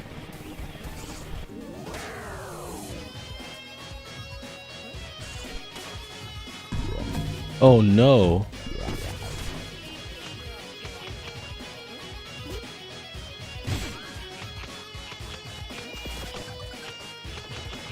That's the big cheese.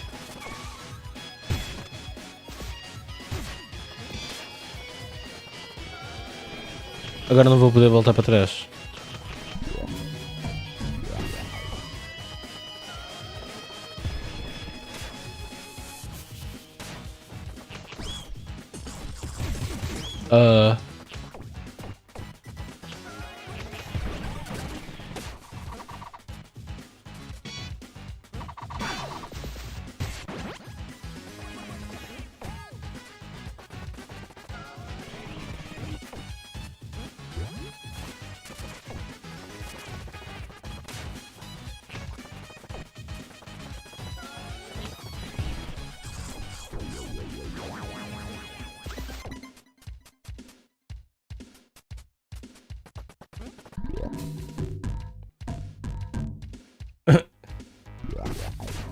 Man, I'm basically Super Mario.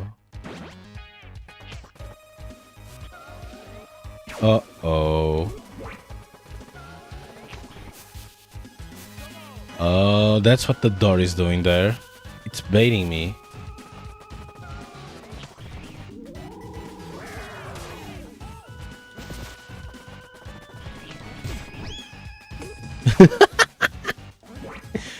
Oh man. Oh no. This is the banana dropper.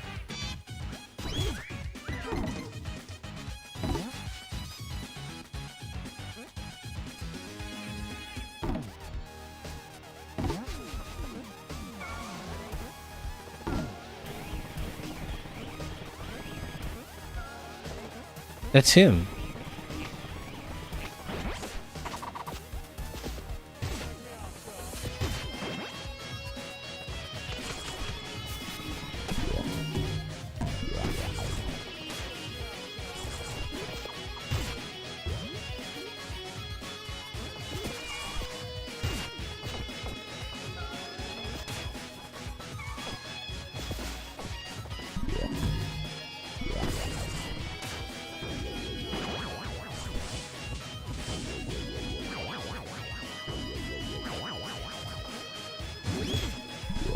Bro.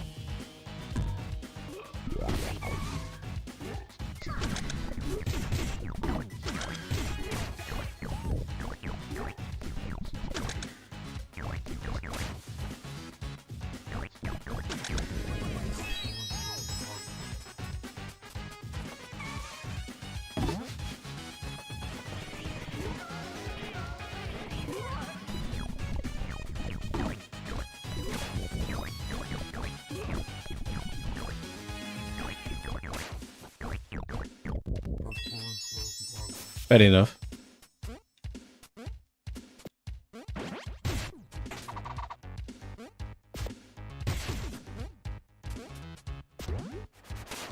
Oh shit.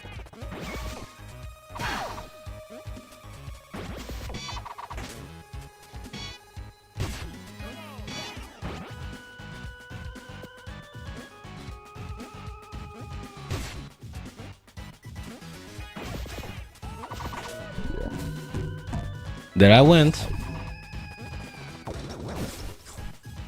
What the hell are these?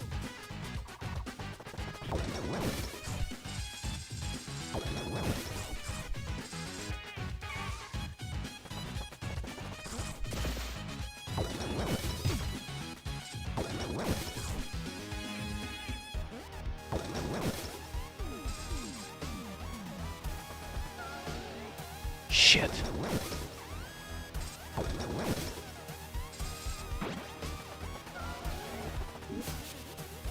Yeah.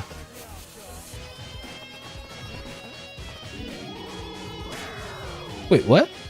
I thought I could. I thought I could.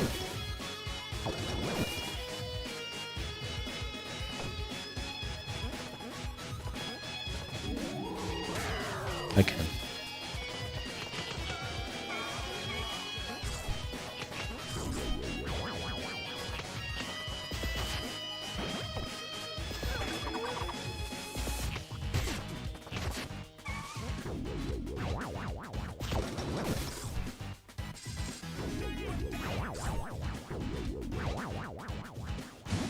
Oh, it closes?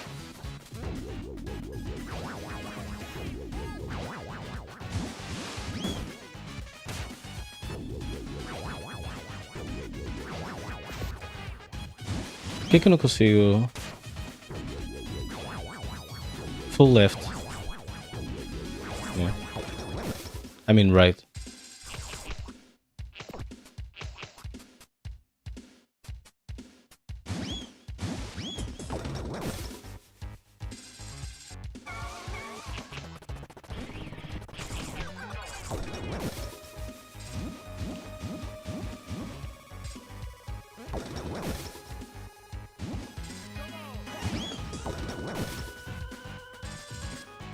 How do I do this?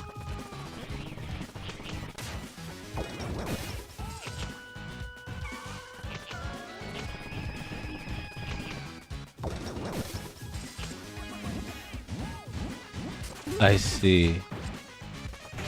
Oh shit.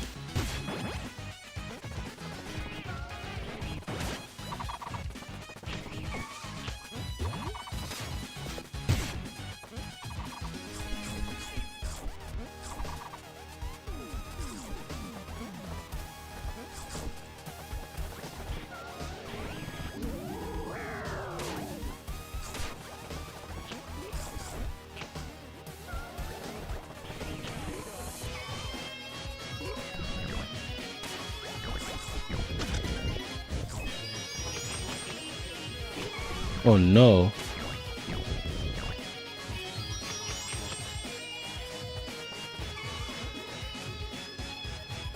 Pra onde é que eu vou?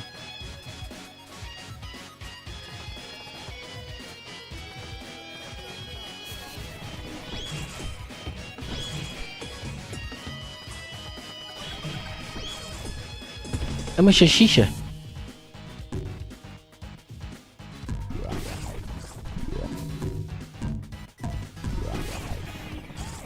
Oh no. Isto não é um segredo?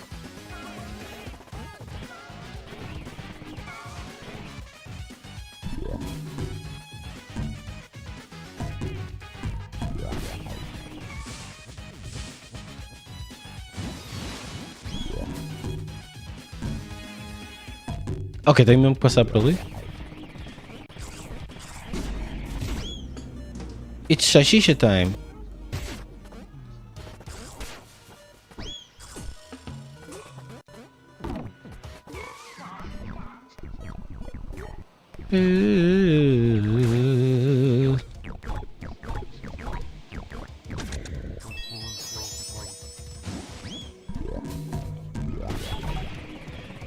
Não! Ah, vou dar a volta.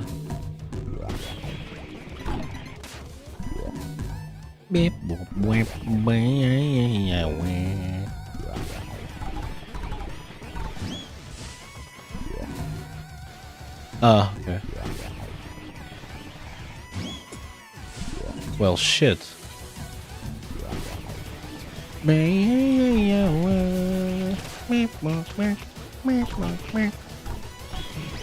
Oh no, the banana.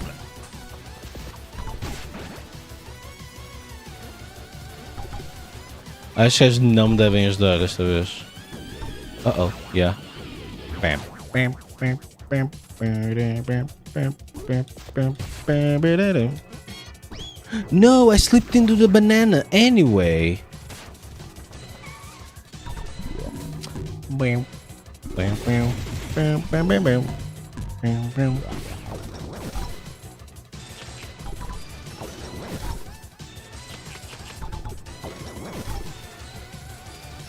Oh no.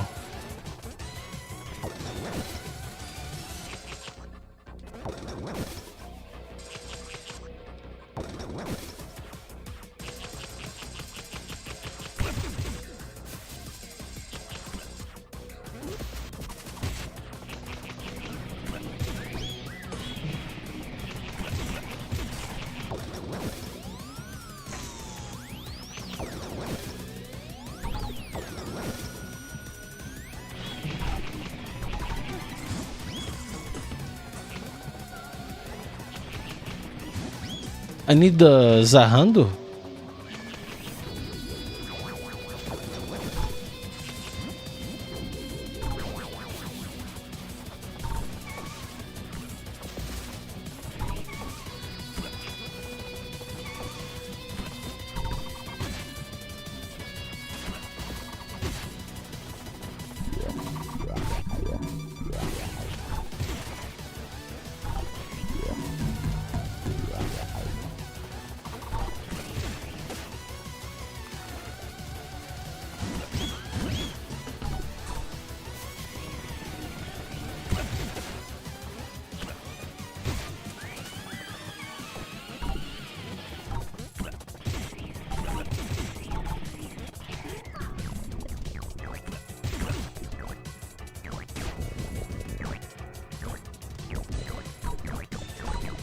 Será que tem um segredo pro outro lado?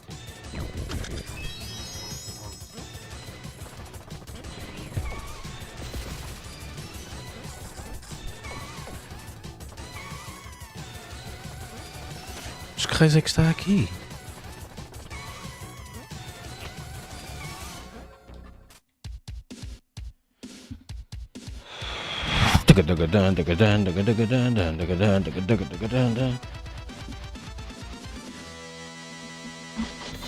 Cool. Hey, I got them all. I got all of the guys.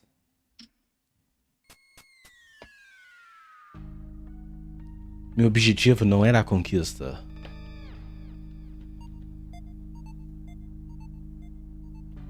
Quanto dinheiro é que será que eu posso não ter?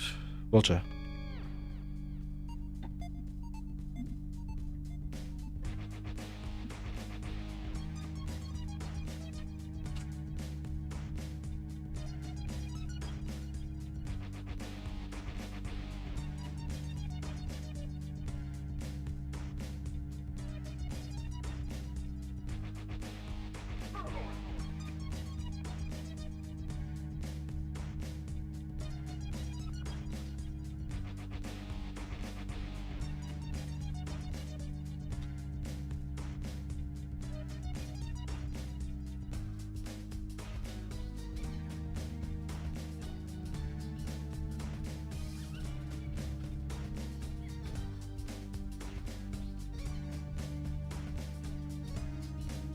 Come and listen to the idiot! Hey, everybody! The idiot's on!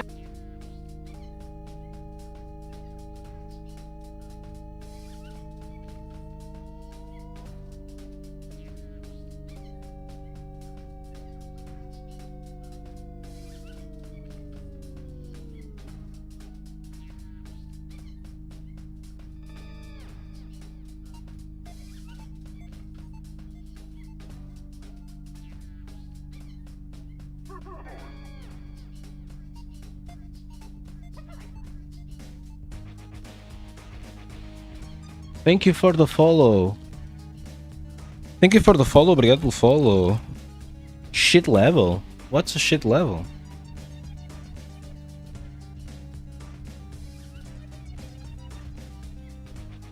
I'm not good at this game anyway, so our levels are shit levels.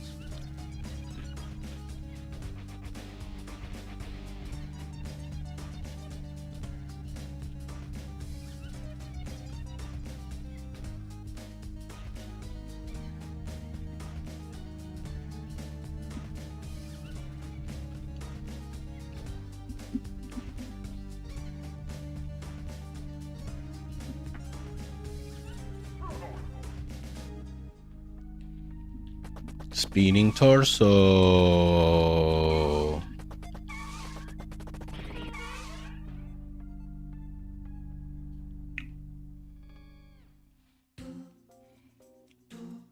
Pepirot Factory.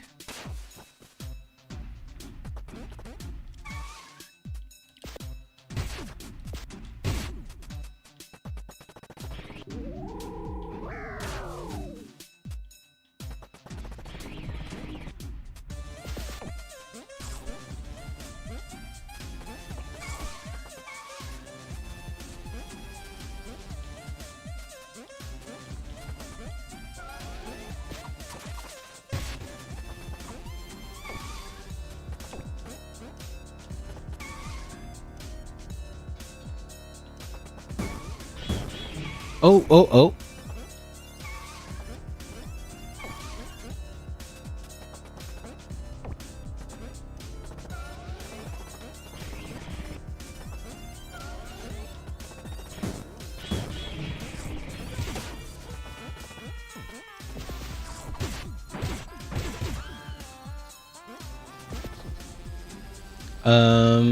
I just don't use it. Oh shit. Well, fuck.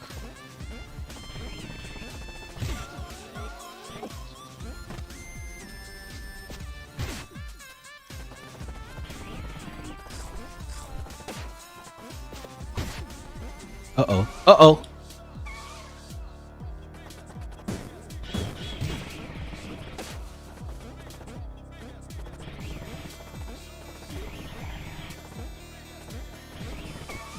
Damn.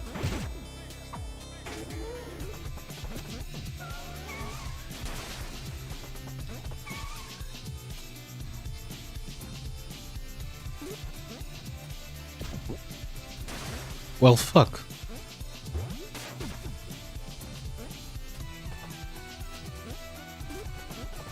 I can break the mouse, right?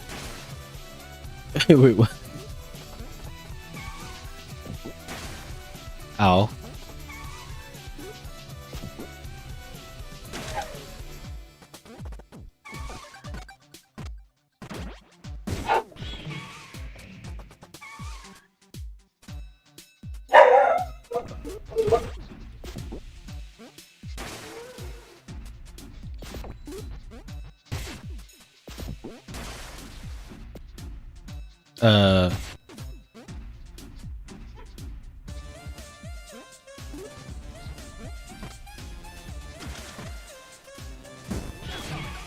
Okay. Shit.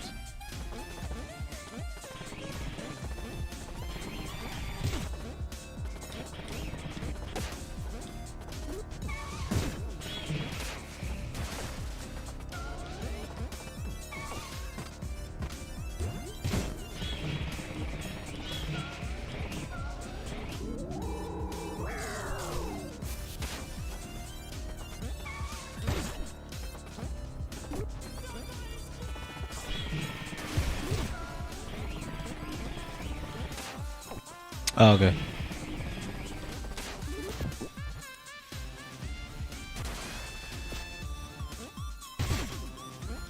Well, that was stupid. He wasn't.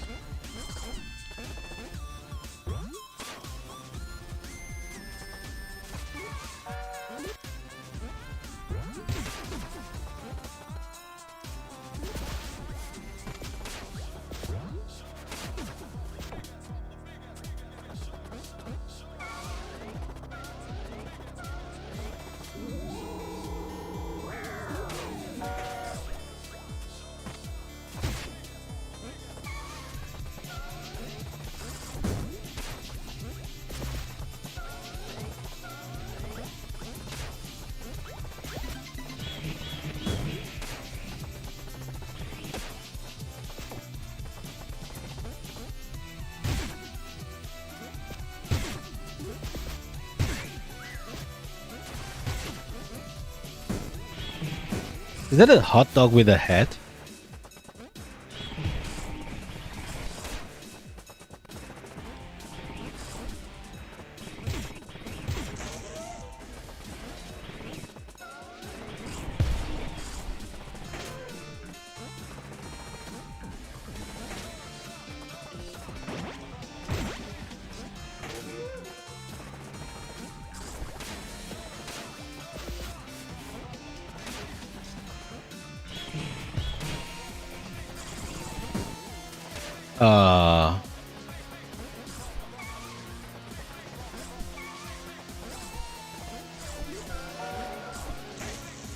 Well, shit.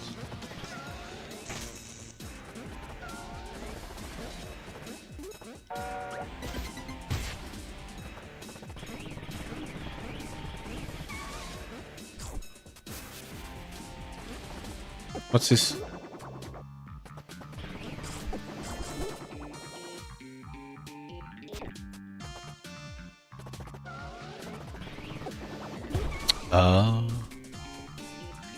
Is that me?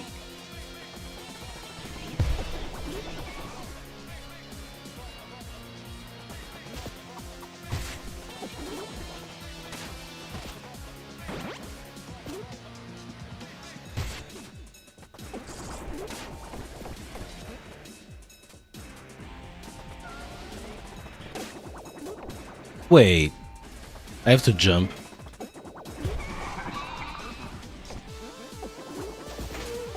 Oh no. Rip pepinos. Can I just not?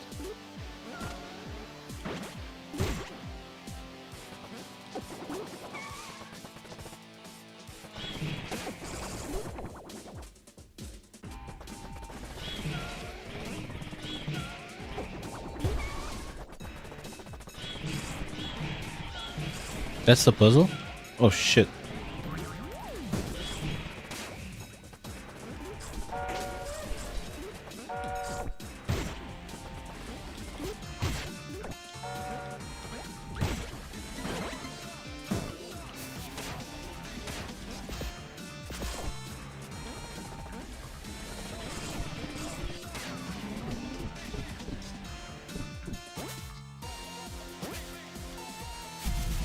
Am I a pizza box?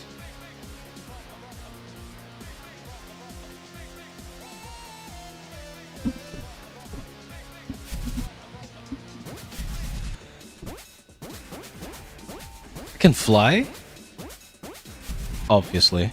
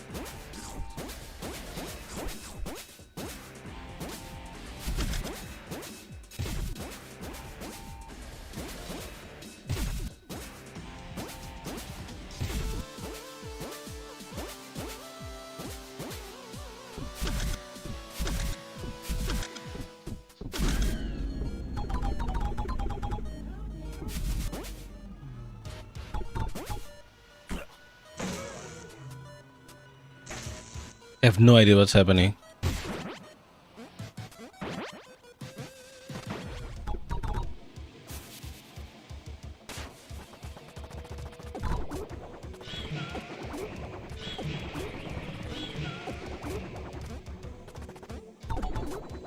How can she slap?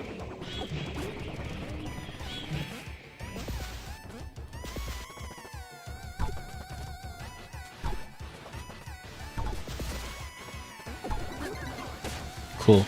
Oh no. Pizza. No pizza. Pizza.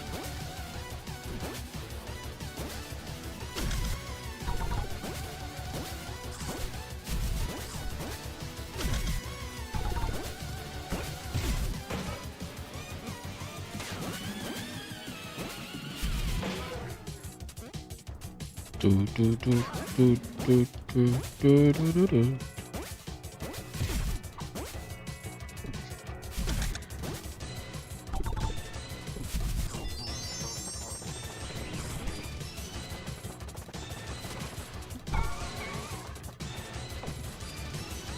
Oh, no idea.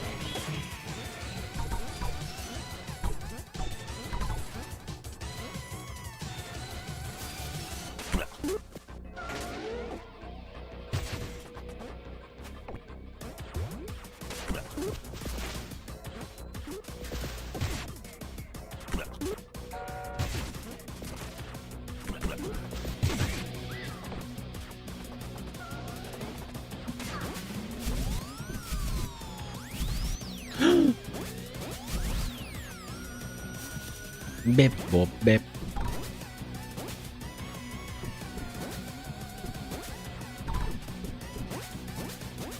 Have to flap.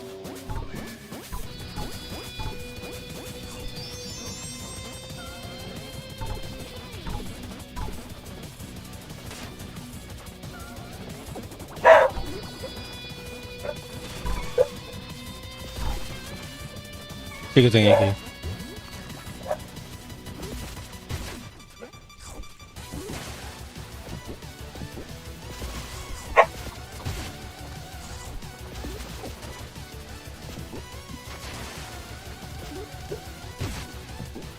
Down.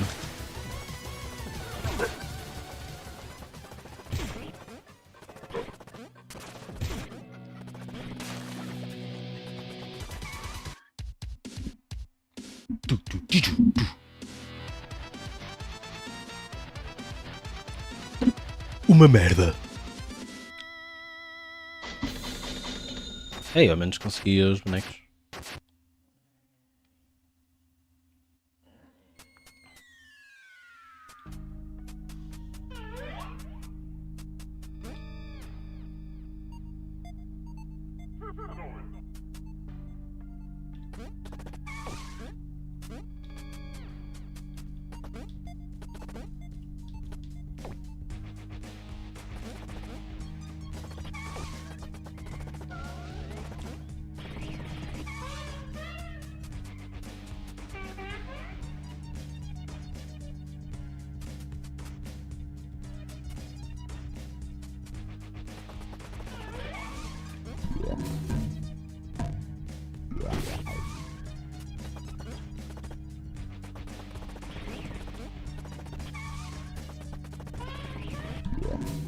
Whoops.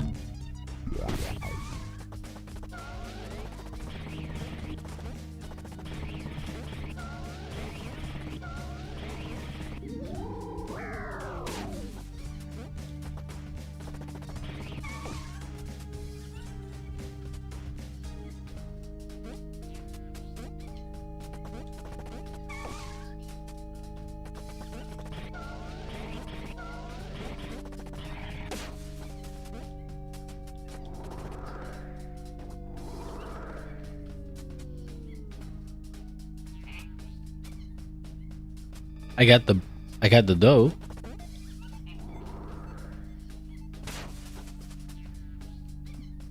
Acho que não jogo mais para já.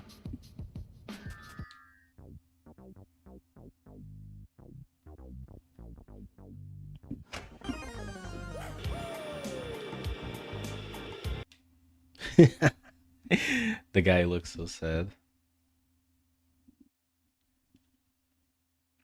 Biop, biop, biop, biop, biop, biop, biop.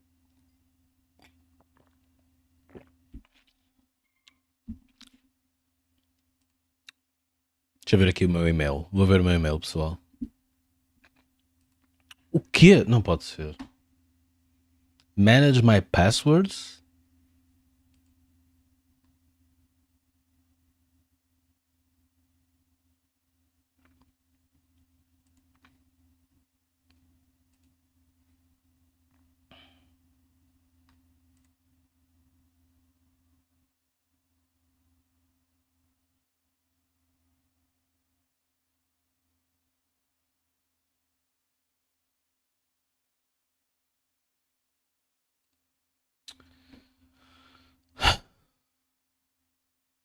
What does this mean?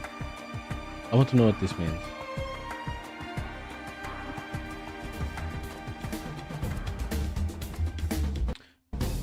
Wait, peraí, eu não fui banido do YouTube por ver vídeos do TEDx?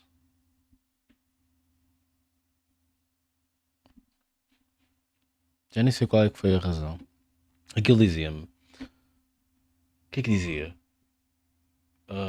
You're scamming people. Não era isso. Era. Scams. E não sei o que é. What the fuck? Okay, sure, whatever. What does that mean?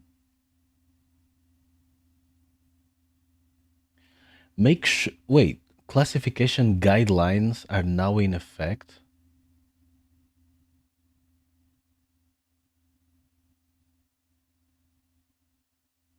What the hell is a classification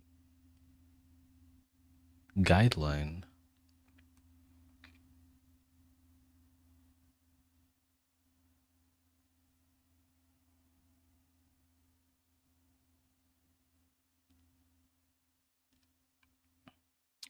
Who? Who asked?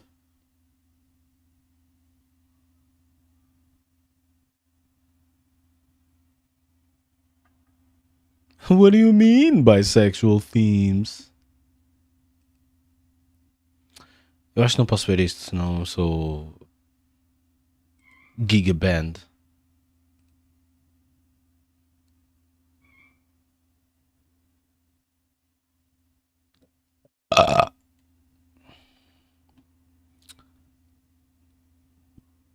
Se a Maria Vieira para ver aquilo. Damn, she looks like a fucking Barbie. Why? Why do you do this to yourself?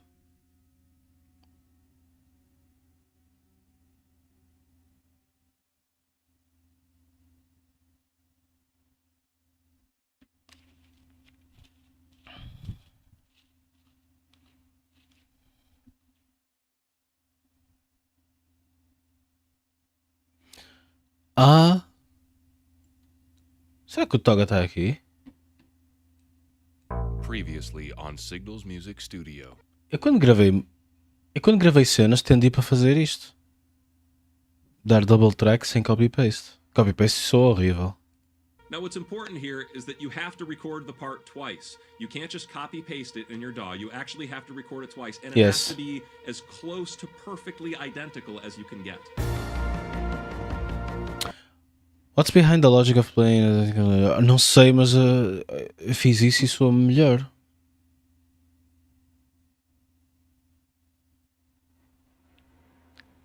You know, identical copies does not work. Sounds horrible.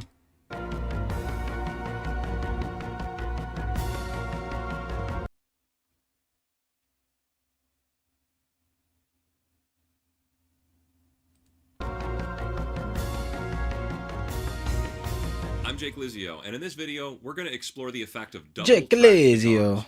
Why should you be double tracking? When should you be double tracking? And more importantly, what does it sound like, and what is the effect that we are given?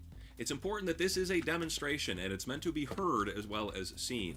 So I really suggest you listen to this on a decent set of speakers or a pair of headphones, and do not listen to it just coming out of your cell phone or a cheap portable speaker either. I actually suggest you listen to this on headphones and speakers, so you can actually hear some of the differences between how these phenomenon come across through each of those mediums. So let's get started.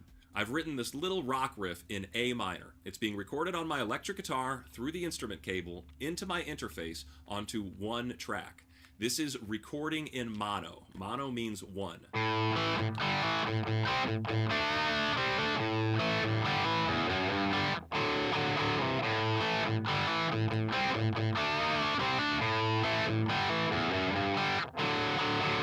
Now, if I play back this mono track, and as long as my panning knob is set in the center, then what we will hear is the identical thing in our left speaker as we hear in our right speaker.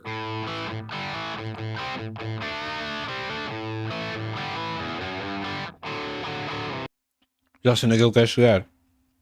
O pessoal todo que estava. Isto é para responder ao pessoal todo que estava a perguntar porque é que eu não posso simplesmente fazer copy-paste. I mean.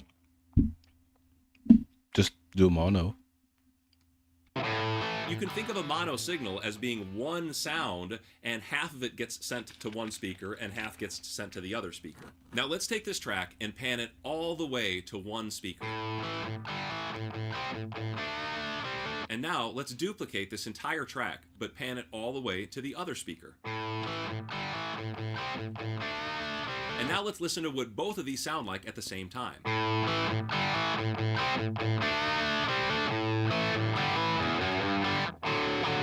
Now compare this to the single mono track we heard before.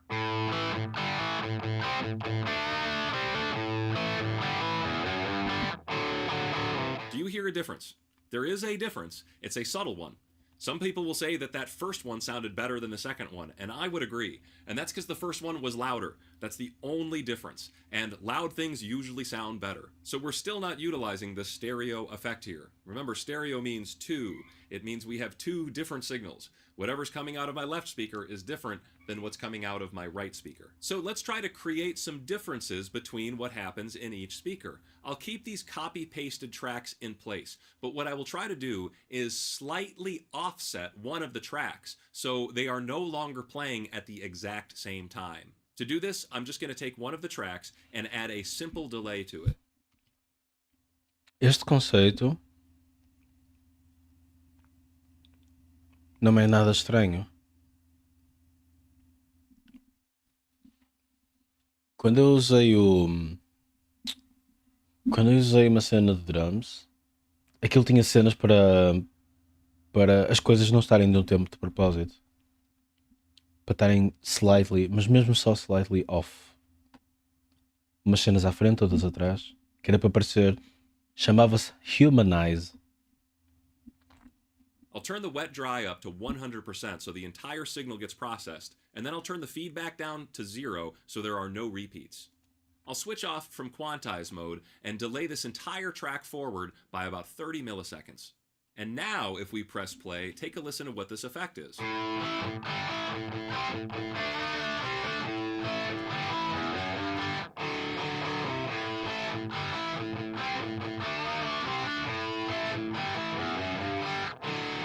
Hopefully you agree, that's Sounds way richer. drastically different than just copy-pasting something. Now I encourage you to experiment with how far away can you offset something before it starts sounding unlistenable. There's a principle known as the Haas effect that states that under 40 milliseconds, two different tones can sound like the same produced note. So That's cool. Pushing past that Haas principle of 40 milliseconds into something like 60 milliseconds starts to create more differentiation between both parts, and it gets a little sloppier.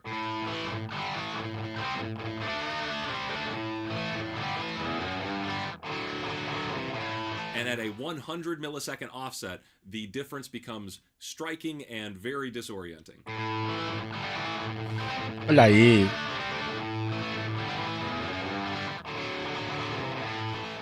Now let's listen back to these two tracks where one is just delayed by 30 milliseconds. Since these two signals are being completely separated in the stereo field, we're not experiencing the phasing effect that many people talk about. But if we sum up this entire track to mono, or if we simply put both of these tracks into the center instead of panning them left and right, listen to how different it sounds.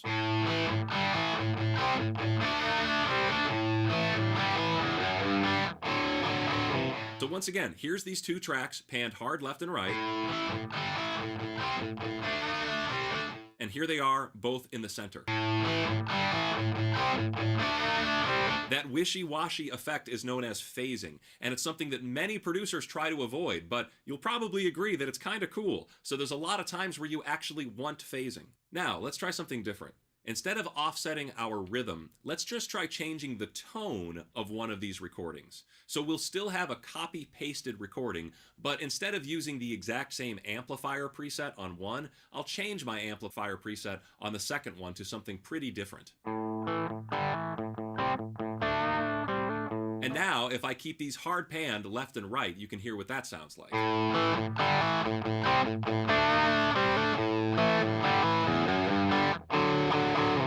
So I think these are drastic improvements over how we started by just playing a single track in mono. But I really don't think that any of these techniques compare to the power of an actual double track, where you actually get on your guitar and you re-record note for note everything that just happened. Wait, actual? The reason this works so well Sorry. This guy's cool. is because I am trying my hardest to recreate that riff 100%, but I will always fail. I will always be off by milliseconds. My pick stroke will always hit at a slightly different angle, which will create a slightly different transient, which will create these subtle little variations. That is true. So by panning these two performances, left and right, we get a complete full stereo effect with far less of the phasing issue that many producers try to avoid.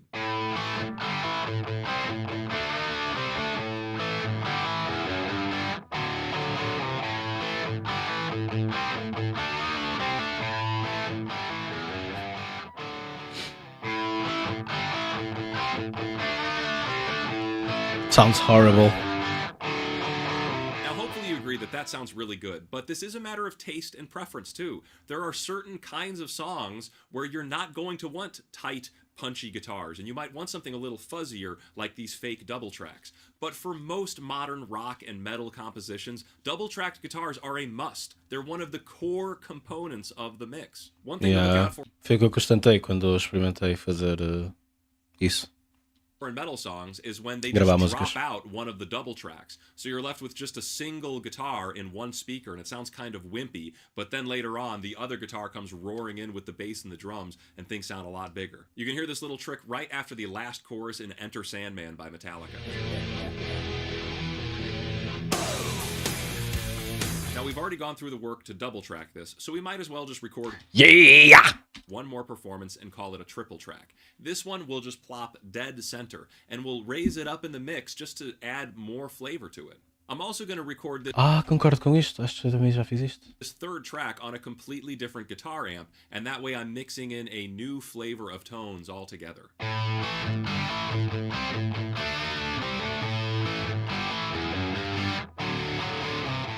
Now, there's no denying that this is a much richer sound than where we started, where we were just working with a mono track. But once again, it all comes down to taste and preference. But I really do want to comment that the real magic of triple-tracked guitars comes when there is a bass guitar also playing and when there's a drummer also playing. Most of the energy, this is one thing I've learned as a producer, most of the low-end energy, the real punch from a guitar, comes from the bass and the drums. So the guitars are actually filling in more of the mid-range space and the high-end space, and not so much of that low-end space.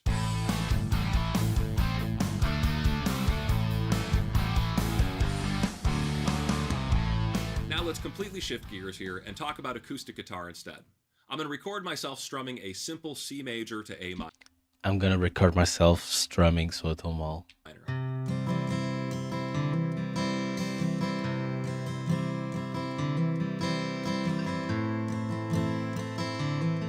And what you're hearing is the signal recorded from a single microphone, a Shure SM57. And this sounds fine. A single mono acoustic guitar sounds really good in my opinion if you're doing kind of like a lo-fi, indie, emotional, intimate, acoustic-y folk song. I don't want to hear overproduced guitars for something that's supposed to feel much closer, for something that's supposed to feel more sparse, and that's supposed to be more honest. I think something like this actually works just fine. But the most common way to record an acoustic guitar is to have two microphones on it. So I actually have the other SM57 recording as well. And the signal... I see what he's... Shit. I see what he's going with this. Damn, that's a great idea. That microphone recorded does sound different than my initial signal. Yeah. Take a listen. Yeah, exatamente. E assim até só precisas de um take.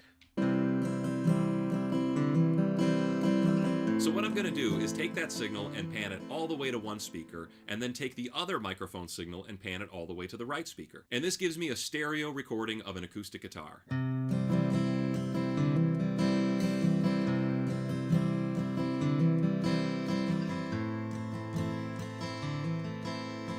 Estou com os dois fones e tudo.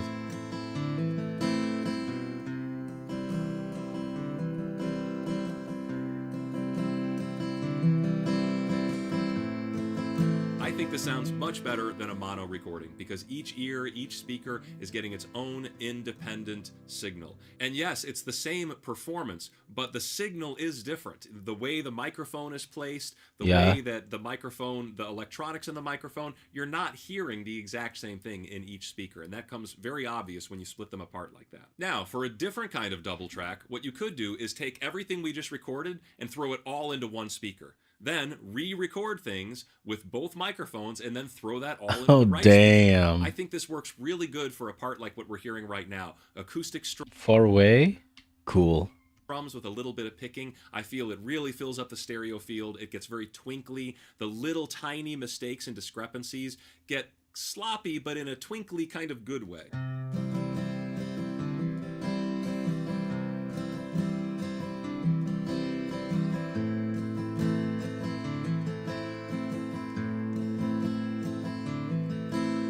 Not only does this technique work really good if you're doing strummed chords, but if you're just picking through arpeggios, I highly recommend doing as many tracks as possible if you're trying to get a more ethereal tone. For example, here's some arpeggios in D major with just acoustic guitars panned hard left and hard right.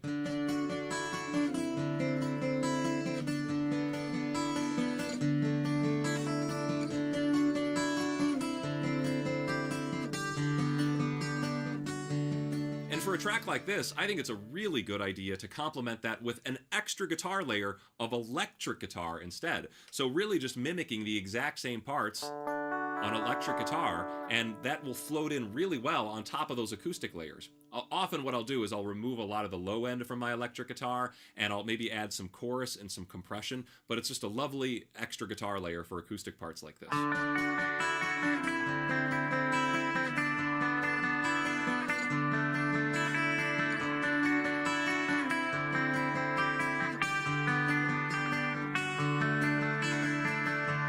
Now, where I really would not double track an acoustic guitar, and that means record it 2 times, I wouldn't do that if it's more of a jammy, improvisational, acoustic-y, bluesy kind of thing. Something with lots of hits and pops and percussion stuff, that stuff can be a real mess if you try to double track it, because then you're getting very, very loud discrepancies as opposed to subtle ones. Take a listen to the beginning of Taylor by Jack Johnson. It starts off with this cool acoustic lead, which is not double tracked, but then a lot of the rest of the song has multiple acoustic layers, because you just don't want a double track for that acoustic intro. That lead sticks out really nice and fine as just a single mono layer. And yes, it may have been recorded in stereo, but it certainly wasn't double tracked.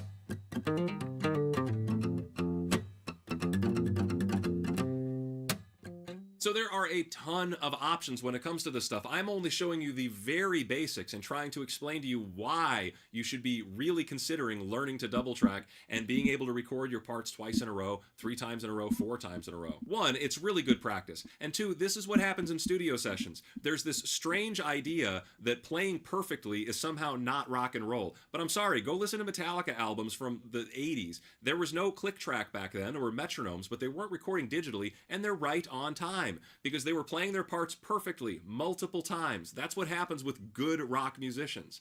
Listen to Steely Dan, listen to, Van Halen. They were doing their job and they were doing it very well. So there's nothing anti-rock and roll about playing on time and being able to repeat your parts over and over again. It's one of those silly myths that I'm not sure where it came from, and I'm encouraging you to dispel of that myth as soon as you can. The simple fact is that your favorite rock icons were able to recreate their own parts time and time again accurately, and that's what helped them get such a great studio tone. The only thing I didn't mention in this video that I probably should have was unison leads, and that's double tracking a lead guitar. Mas sabem outra coisa que acontece imediatamente? Mal o pessoal te diz, bro, tá feito. Esqueces-te logo que gravaste. E consegues ver isso, que há muitas bandas que tocam as merdas diferentes, e eu acho que é mesmo, porque nem sequer se lembra como é que tocaram, não, originalmente. It doesn't happen a lot. Não se lembram nem querem saber. But Randy Rhoads was known to do this quite a bit, so you can hear the effect in some of his songs. But you can basically get a lot of the exact same effect. E eu não acho que seja por falta de brio, é mesmo só tipo... nessa altura tinha 17 anos, agora tenho 25. Já não sinto isso tocado desta forma. just by putting on a chorus or a flanger or some other similar sounding device, so the trend of double tracking solos has kind of faded away with time. Also, it's really hard to do. There were very few players that could do it besides Randy Rhoads. And lastly, if you'd like a little bit more information on this topic, I do encourage you to watch my video on John Lennon's Imagine. That has double tracked pianos, and I do go into a little bit of detail on what the effect is there in that production as well. Spinning so, I hope you enjoyed this video. I hope you learned something. Today. If you did enjoy this video, please thank my Patreon supporters for making these videos possible. They are wonderful people, and they are the only reason that these videos exist. Are they the beautiful people? If you'd like to support the production of these videos, you can consider joining them at my Patreon. Vou fazer like, Or gostei. you can Foi consider buying my aleatório music theory e course fingi. available on my website or my Ultimate Modal poster. So, thanks for watching. I'll see you next time.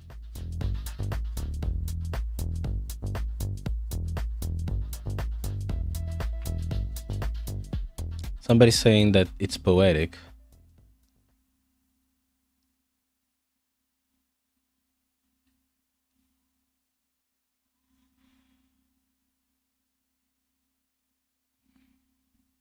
Eu esqueci-me de dar um medicamento à cadela. Vocês perdoam-me?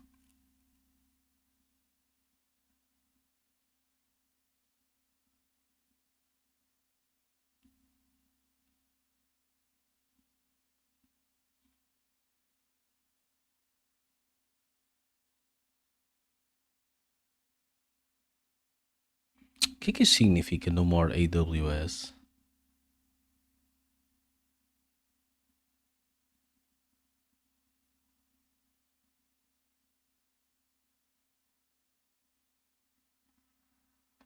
Wait, is this the guy?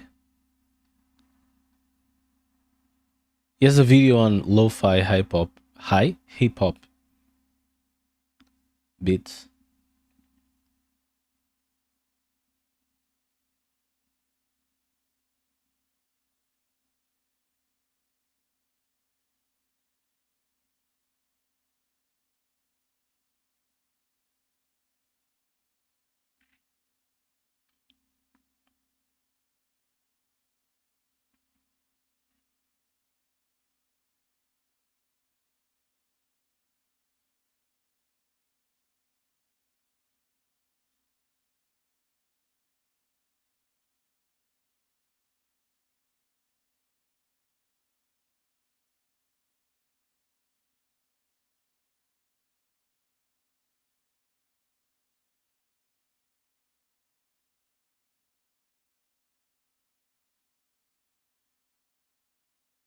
Man, I wish I wasn't as tired as I am.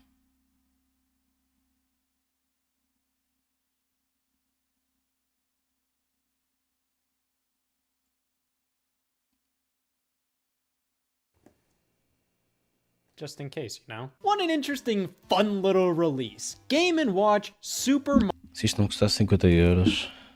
Mario Brothers from 2020.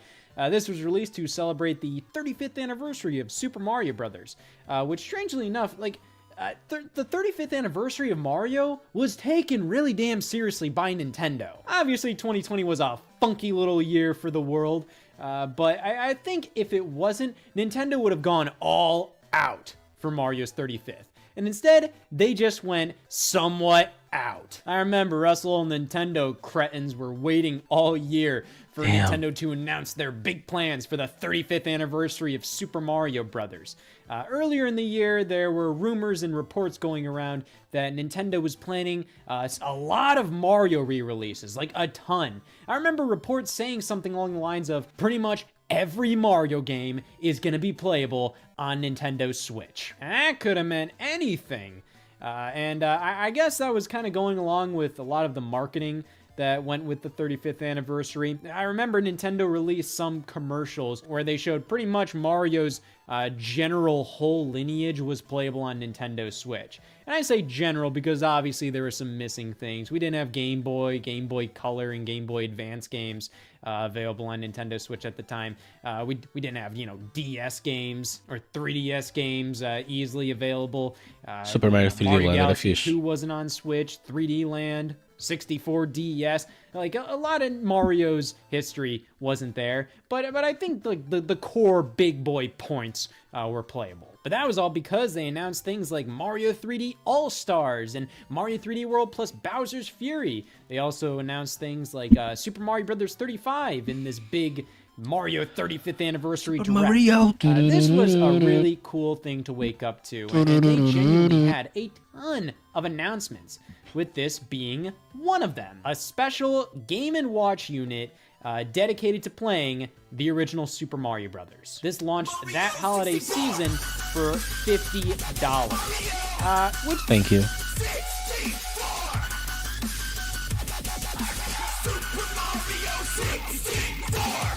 Yo, by the way, tenho que tirar isto. Which is a little up there. Trabalhinho, tá a correr bem? There, especially when this thing is pretty much just for playing Super Mario Vais de férias ainda este ano?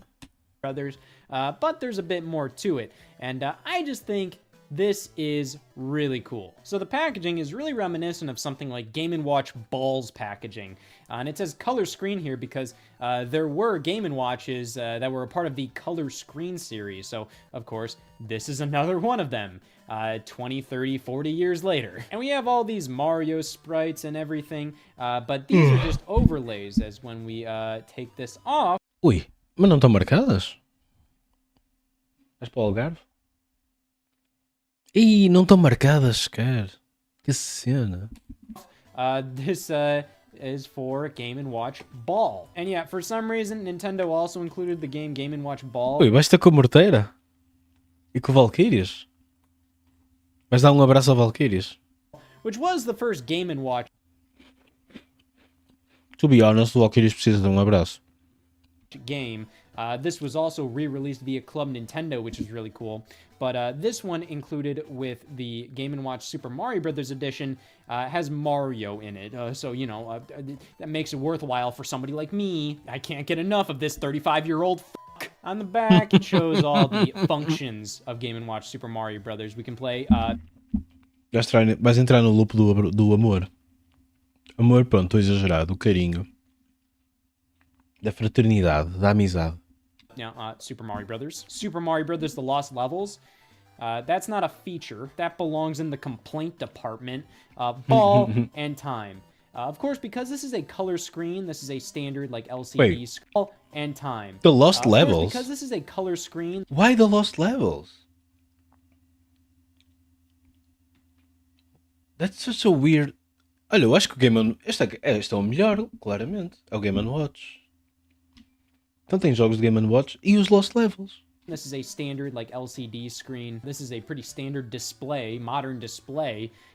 Game & Watch Ball isn't like that monochromatic LCD Game & Watch display we're all used to. You know, it's digital. Boo. Opening it up, the flap says, "Special thanks to you," which is similar to what the Game & Watch Ball unit said. And yeah, we get a funny little USB-C cable. Like, it's so tiny. So yeah, this is a rechargeable unit, unlike other Game & Watch games, which use standard watch-size batteries. And yeah, a pretty basic user manual, nothing special. What really matters here Dá para ligar a tomada? is the unit itself. It's genuinely really beautiful. This is such a nice piece. We turn it on there.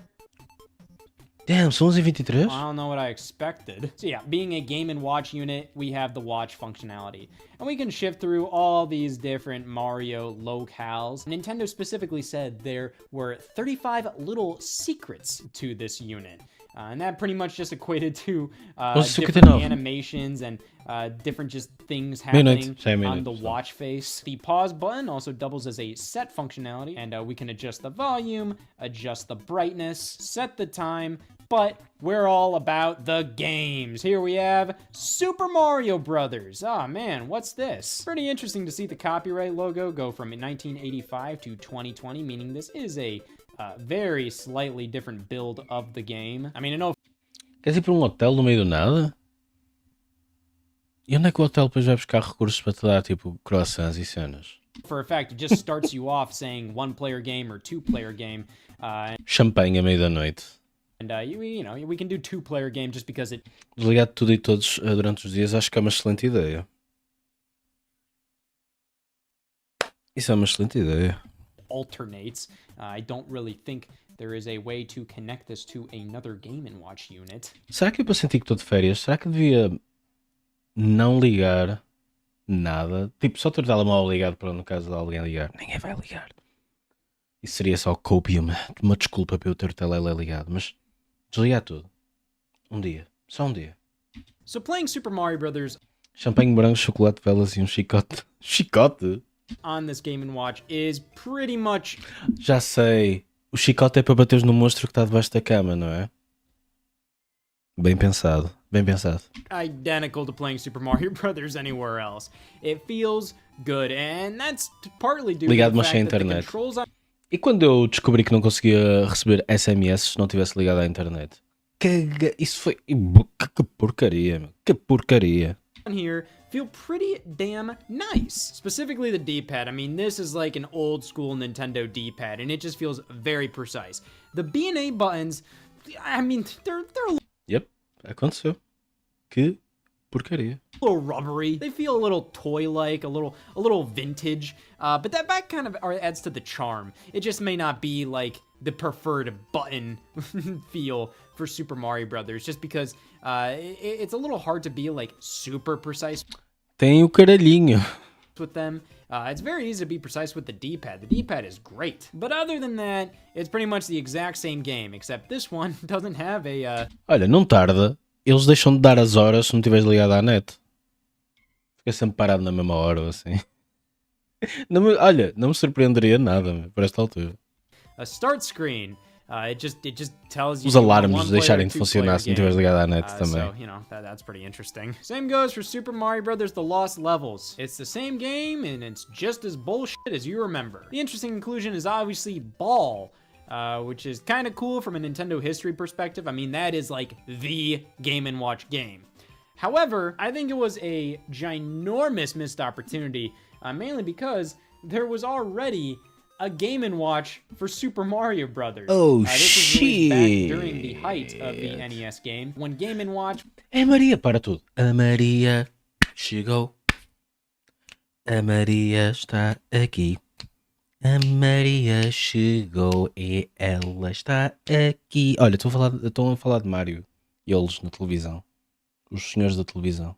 which was kind of on its way out. Game Boy was starting to be introduced, but Nintendo released a Game & Watch version of Super Mario Brothers. And this is not Super Mario Brothers. It is an LCD Fucking sucks. adaptation of the concept of Super Mario Brothers. But it's still really cool nonetheless. And I think this would have been amazing to see just re-released, remade for the Game & Watch Super Mario Brothers for 2020. In fact, I would love to see like a Game & Watch gallery style remake of this, or even a Game & Watch style gallery remake of Ball. So Nintendo used to do these Game & Watch gallery games on the original Game Joacine. Boy, Game Boy Color, No. Game Boy Advance, where it would be a collection of Not her. original Game & Watch games, and you could play them in their original LCD style, but they would also offer kind of modern sprite-based remakes of the games, and I think that would have been cool to see for Game & Watch Ball, but instead see. just get the the standard LCD style. I see. Mario's head now. Golly. Outside of that and the few little like touches on the clock portion, which are just sprite based, it's just kind of like, oh, that's kind of cute. Like, oh, at certain times, certain different things happen, and I can change the setting. Oh, wow, that's so cool. I spent $50. Yeah. It's way too expensive. That's another big thing about this. $50. I think it's worth it if this kind of thing is cool to you. This is a collectible / desk toy.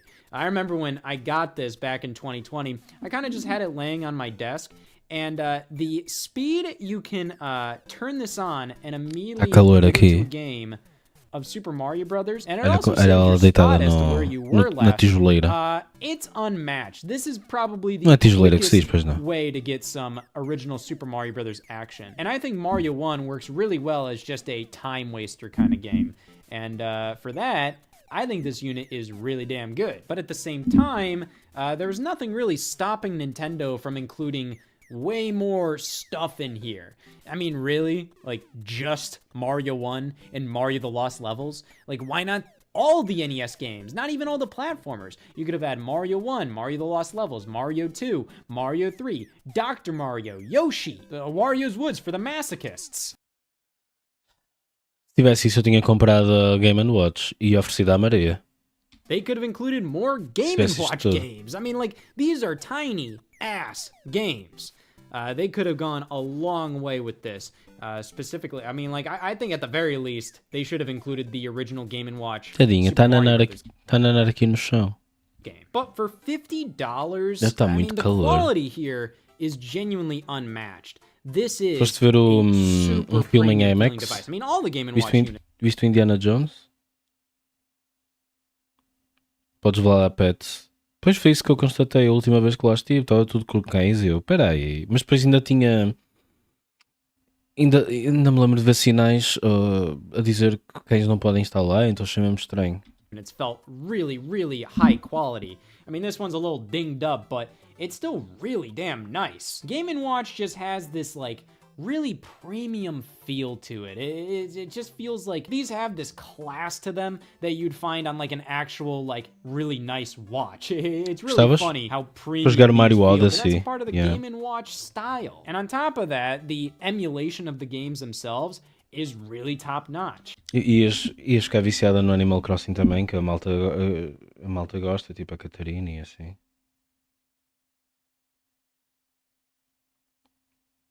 Catarina, Shiro. As femoids. This is a red pill stream. I just think that all the women are the problem. This is kind of Nintendo taking a crack at the cheap handheld games you could find in the video game department around this time. There was like that Retro Bit one. There would always be like the Sega At Games ones or the Namco At Games Atari Portable. Eu vi qualquer coisa que Whatever. queria fazer And no much like telemóvel. the NES Classic Esqueci-me. Edition, this was kind of Nintendo like taking the reins and telling them like, showing them like. Faz no Mar Shopping que não seja ir ao cinema. Não sei. O que é que se faz? Look, this is how it's done, you fucking idiots. And yeah, it's a little more pricey at $50. A lot of those other handhelds would be like $30-35. To be fair, they all included like dozens, maybe even hundreds of games. But this really includes like Tenho que jogar Zelda com a Maria. Como é que isso iria funcionar? Quais é que são as regras? Para eu jogar Zelda com a Maria.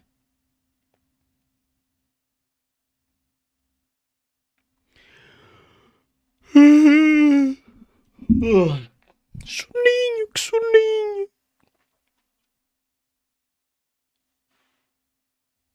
Aleph, olha aí. Sempre a dar inveja, pá. Quem morre passa o comando ao outro. vegan. Alguma vez jogaste coisas com a tua Nina? You know, like all those games combined, the vast majority of them. O Oliveira nos chipa muito. Parece que sim, não é? Ele vai nos arranjar um padre. Don't mean shit compared to Super Mario Brothers. I think this could have been a lot more. I would have loved to see more games included for the O Aleph fez e nem sequer mandou a receita. price, but for a cute little desk toy collectible that's also functional as a time waster, I think this was pretty cool. But Nintendo themselves devalued the hell out of it. Opa, ir ao Google procurar uma coisa que nem sequer usaste, quer-se dizer, isso é uma ofensa. Just 1 year later, we got the Legend of Zelda Game & Watch. Zoldo. Pretty much the exact same setup right here. Like, genuinely, like, pretty much everything is basically the same. I mean, even down to the special little Easter egg here. Special thanks to you. It's the same thing. But they definitely went a lot more heavy with this version than the Mario one. I actually have the Game & Watch out of the box, but you even get this cool little display, cardboard display here that you can actually set up to, you know, hold this unit on a shelf. And even if you're not going to do it, just the packaging here is That's so cool. nice. Just it's a really meaty cardboard Ele container. que te manda You can also get my a Nintendo receita do points for Google. this thing. And Gostei the tanto que user quis guide fazer is para comer a de little novo. thicker. This was released Boa for the cena. 35th Olha, anniversary of eu brinco, mas fico contente por ti, meu. Nice, The I guess. Legend of Nice. Zelda, which was pretty much the Tem que dizer only não a thing alguém. they released for the 35th anniversary of Zelda. 2021, yeah, we got Skyward Sword HD. That was pretty cool. But that wasn't really for the anniversary. That was just kind of because, you know, they released it when they released it. We got a Tears of the Kingdom trailer, like the first major look at gameplay during E3. But before they showed that off, Eiji Aonuma at that E3 event pretty much said like, hey, and we're working... Estou exausto. Eu sei que, pronto, tu não trabalhas e não sabes o que é estar exausto, mas... é isso que me aconteceu. Working on this, the Zelda Game & Watch. This is it. Damn. Pretty much said right there, like, this is all we're doing for the 35th anniversary of Zelda. Yeah, it's pretty And strange. fuck I think you. a lot of people were expecting Wind Waker and Twilight Princess HD Or a from game. the Wii U to come over to Switch. But to be fair, they were just doing Skyward Sword. So I think that would have undermined that game releasing significantly. You know, like, why would you buy that when you could buy Wind Waker or Twilight Princess? Or, like, I feel like people would be overwhelmed with the amount of Zelda games on the shelf. I think Nintendo is very deliberate with the Zelda games they decide to release when they release them. So I guess this is all they really felt comfortable with releasing for the anniversary of Zelda. What Nintendo decides to do on certain anniversaries always perplexes me. So the Vou ter que ir para 25th a cama, anniversary of pessoal. Mario, all we really got was like Super Mario All-Stars on the Wii, but then the 25th anniversary of Zelda was pretty nuts. I mean, like, we got like Skyward Sword, 4 swords on DSiWare, the gold Wii remote, the Zelda Symphony, the Ocarina of Time 3D. Like, it was just non-stop stuff. And then the 30th anniversary of Mario, we got Mario Maker. Eu comi tarte de chocolate com amêndoa do IKEA e foi bem bom. That was pretty much it. 30th anniversary of Zelda. Nunca experimentei comer no IKEA. Oh, they Eu released geralmente só vou lá comprar móveis. Eu sei, eu sou um bocado anormal, eu sei. a Skyward Sword on the Wii U Virtual Console, and they also put out some amiibo. I think that was it. Oh, Twilight Princess HD earlier in the year. It's really random what they decide to do. In 35th anniversary of Mario, they were going all out. I don't know why. 35th anniversary, yeah, sure, they go all out. 35th anniversary of Zelda, this is pretty much it. And yeah, pretty much same deal as the Mario one, though this one has a bit Eu também sou daquelas pessoas estranhas que vai à padaria comprar pão.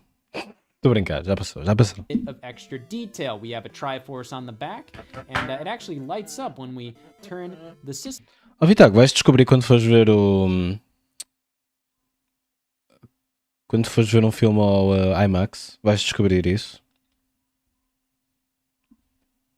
On here. So they kind of made it so then the screen brightness kind of bleeds through the back and kind of illuminates the Triforce, which is pretty cool. The clock setup is pretty much the exact same thing as the Mario one, but this one based on Zelda 1. But there's way more features in this one. This was $50 as well, and it feels like they kind of listened to a lot of the complaints with the Mario Game & Watch, and this one includes a bunch more features and also games. If we go to the game here, we can actually get a timer right here based on Zelda 2. 13 euros.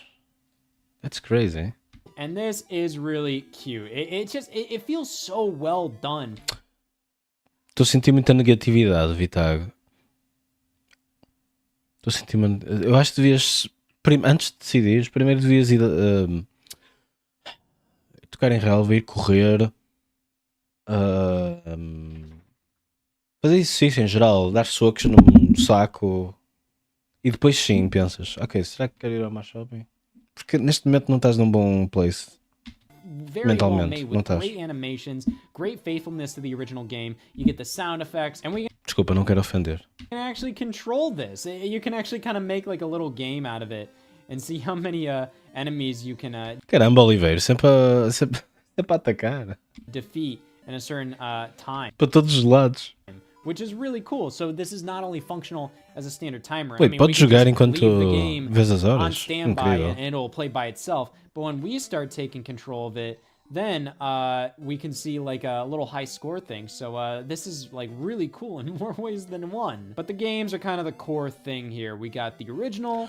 Wait, You have multiple games, not just the first one. Legend of Zelda. Interestingly, we don't actually have like a different copyright date like we did with Mario. So much like Mario, Zelda 1 and 2 play exactly.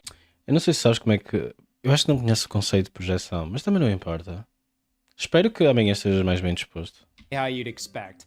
Of course, we have the exact same D-pad and buttons here, though we do have a start and select button now, which is obviously very useful in a game like Zelda, where we have to go into menus to swap different items out and all that kind of thing. But just the mere fact that we have Zelda 1 and 2 makes this like a better deal value-wise compared to... Mesmo, é um deal muito melhor do que o do Mario. O do Mario era bem podre.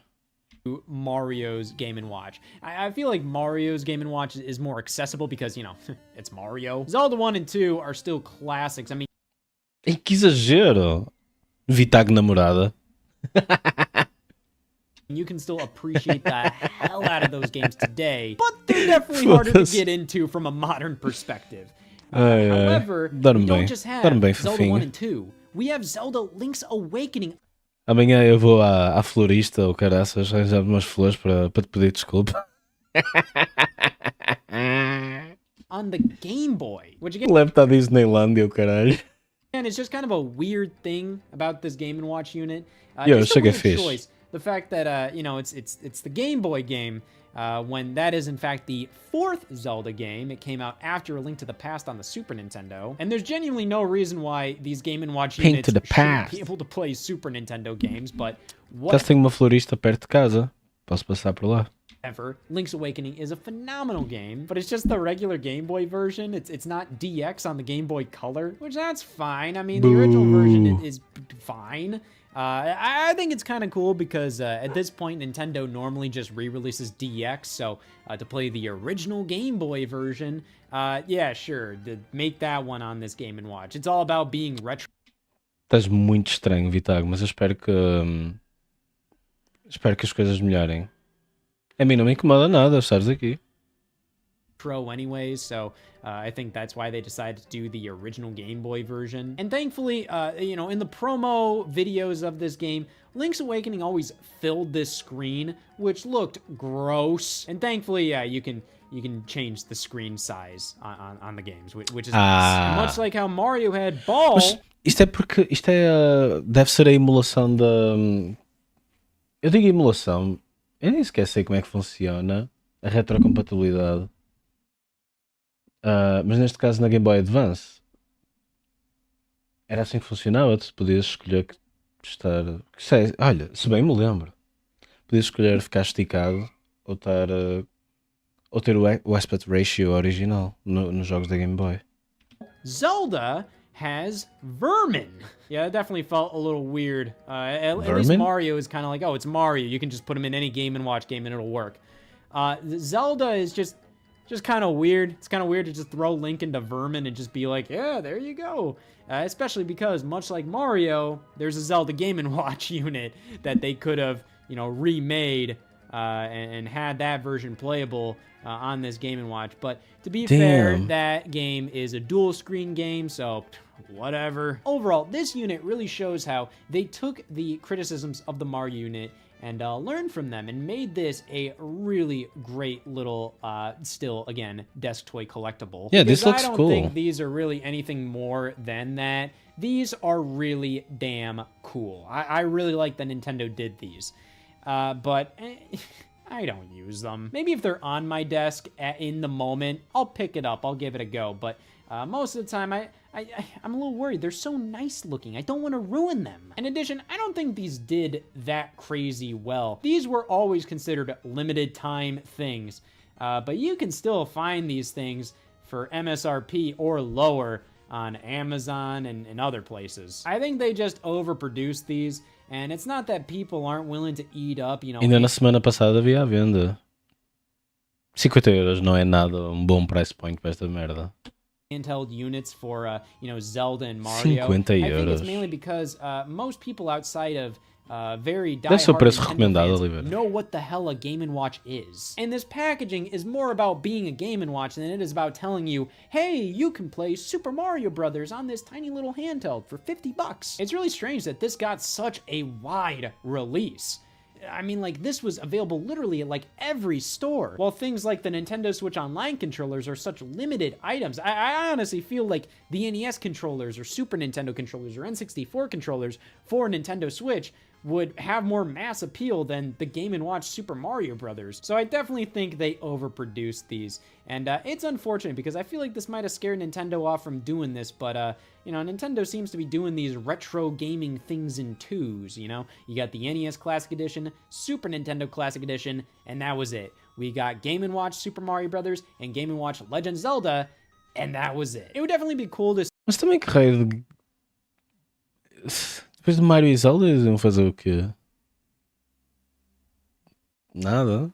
See this with other Nintendo series or with other Nintendo games, but similar to the Classic Edition mini consoles, like I kind of just buy them, I play them for a little bit, and then they kind of go in storage or on the shelf. Just as cool little things that Nintendo did. But to be fair, that's all these were always kind of meant to be.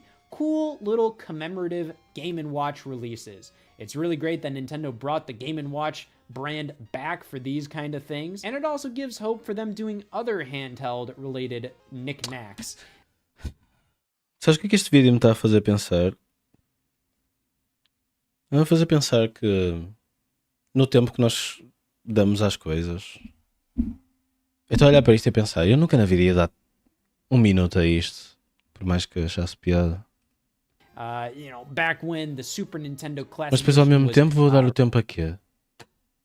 Really hot. Ver I vídeos no remember the YouTube. idea of them doing like a Game Boy I don't Classic. know, man. That was really Tem damn que cool. repensar a vida. And these showed that that was definitely a possibility. Nintendo can make $50 handhelds these days with good screens, pretty good battery life with USB-C for recharging. I would love to see them do more stuff like this. It doesn't necessarily have to be Game & Watch style, but just unique little handheld doodads that can play these old classic games. I think there's definitely a huge market for that. I just think the problem is, like I said, most people don't know what the hell a Game & Watch is these days. So thank you so much, Nintendo, for releasing these things I spent $50 on and barely played. That's a fucking waste.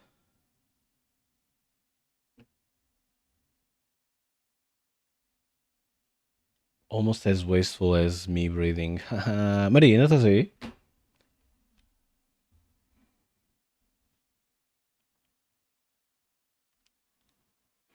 Esta merda. BOS. The Forgotten 90s Operating System. Retrospective and Demo. What? If you were a computer user back in the mid-90s, chances are... No. You were using Windows. I was just a kid, man. I just played with Legos. Because, let's be honest, there was really no contest in regards to what the most widely used operating system was. Windows 95 absolutely flew off the shelves when it was released, and by 1996, Microsoft controlled over 80% of desktop computer market share. And if you weren't a part of that percentage, then chances are you were probably a Mac user, the next largest piece of the pie. Or maybe you were a believer in OS/2, the short-lived collab between Microsoft and IBM that ended in a bitter divorce and the ultimate downfall of what was a pretty promising. Queres ver um vídeo da Chat? Eu já percebi que isto vou ver amanhã enquanto trabalho. Enquanto faço merdas no Photoshop. No fake Photoshop. Tem aqui uns... Ok, isto... Hey guys, my name is Chad Chad. Ela está diferente. Hein? Há 50 minutos. 50 minutos?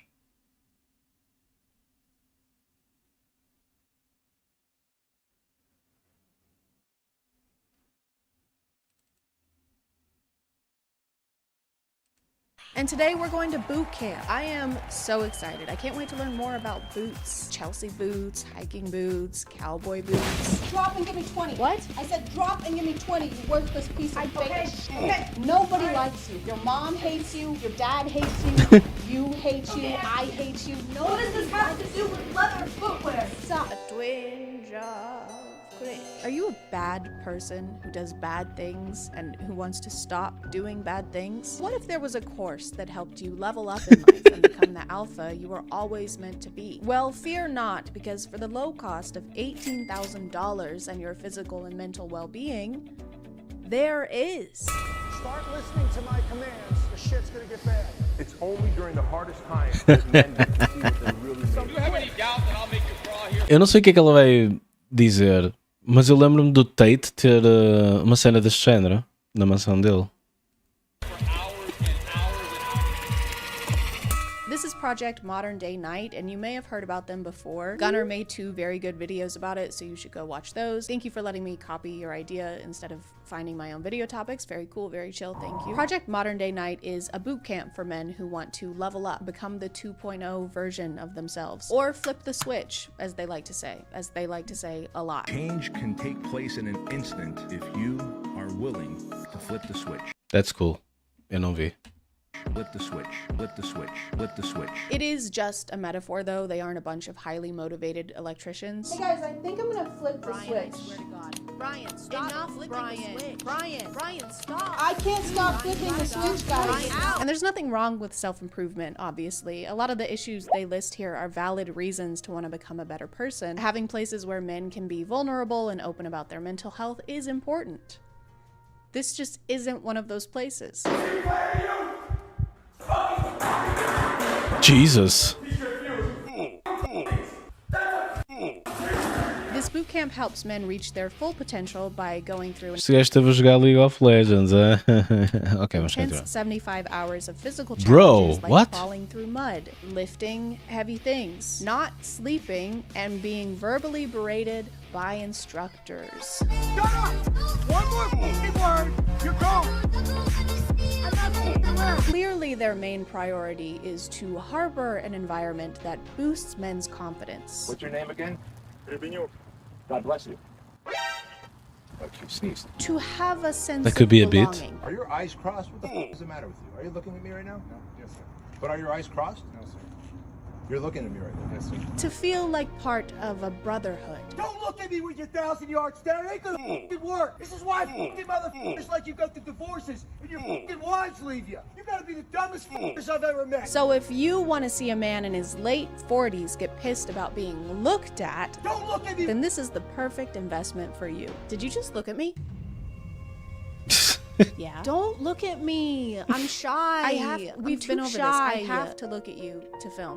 That's so just embarrassing. It's your job. Whoa, okay. All right. I'm sorry. But something you don't want to shy away from is today's sponsor. This video is sponsored by Love and Pies. Love and Pies is a free to download mobile game about love and most importantly, pie. Because this is America. The game is easy to play and easy to become a little obsessed with. One time I was supposed to be writing a script and I had to put my phone in another room because I couldn't stop making baked goods. In the game you play as Amelia, who just moved to the countryside to live in her mom's cafe, but it's been burned down and your mom is missing. Who did this? That's messed up. Now it's on us to restore the sinto-me mal cafe se and passar redecorate with the help of our os daughter cenas à Kate, frente. Uncle Sven, and our friend Joe, who makes terrible puns. Eu não We have deito this lixo ao whole chão. will they, won't they thing going Esse tipo on, de and it's pessoa. very sweet, just like all the delicious treats we make for the whole town. You can work towards solving the mystery of your mom's disappearance while upgrading your cafe in your own personal style.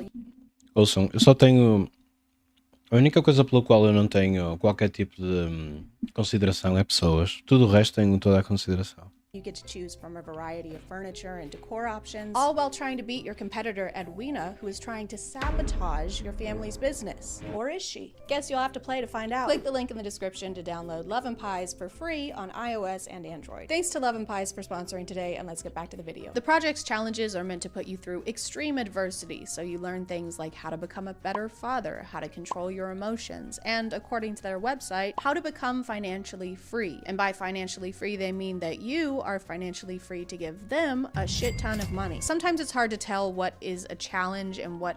Damn, Aleph. Já viste? You jumped the gun, bro. You jumped the gun.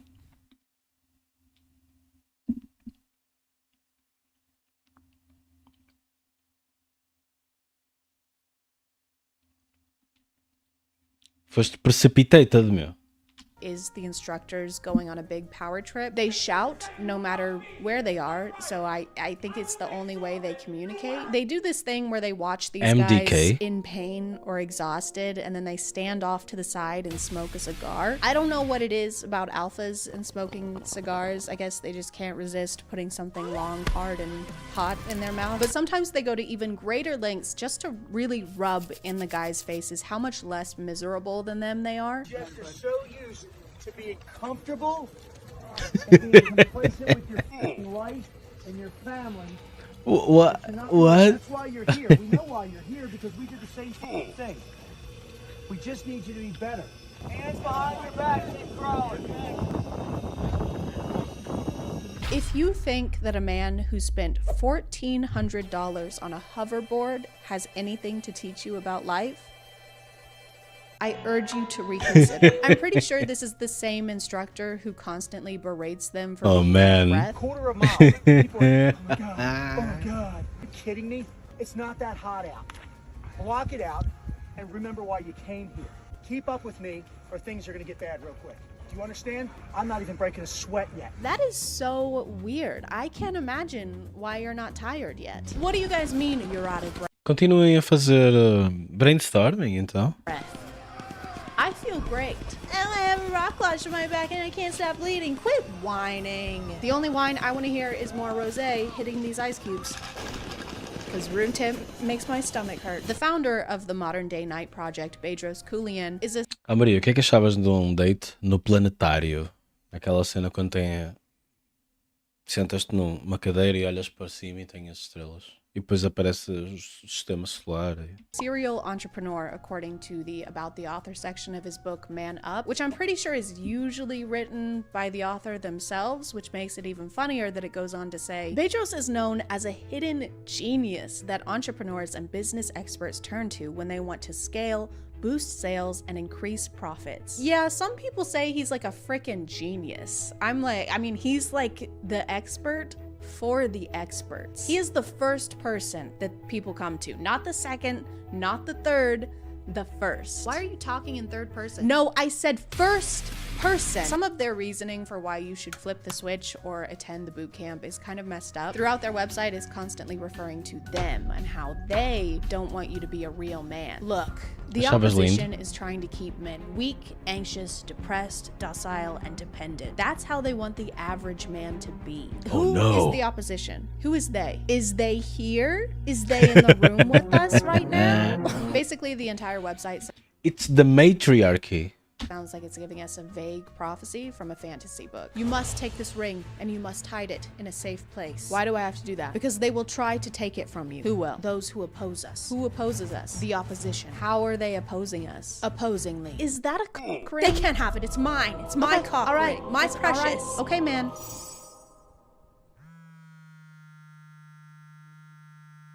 Ew, what the fuck? Keuilian wrote his book Man Up about his self-improvement journey, which began after he was having some mental health issues and started to go to therapy, which is great. That is a huge accomplishment and something to be very proud of. But then he started the program so that other men could suffer like he did, so that they could improve themselves like he did. They would reach out to me and say, hey, Bedros, you should really create some kind of a challenge and experience for us to go through where we could experience that growth. And I was like, man, I don't know how to put you through an experience of suffering. Which completely skips the therapy step of his journey. That's funny. That's funny.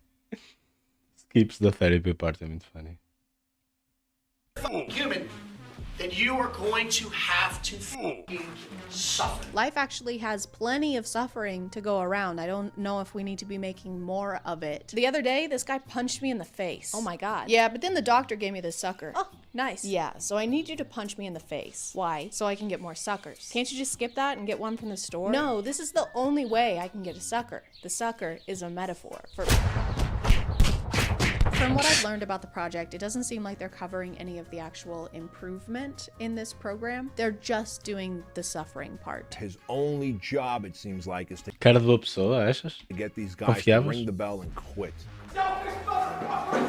All of the instructors are ex-military or ex-cops. Guess how many of them are ex-therapists? I'm gonna take off all the clothes. Okay, I'm sorry. Drag you up and down this fucking thing. Go on, guess. Shut the f up and be a team player and go to the junior team.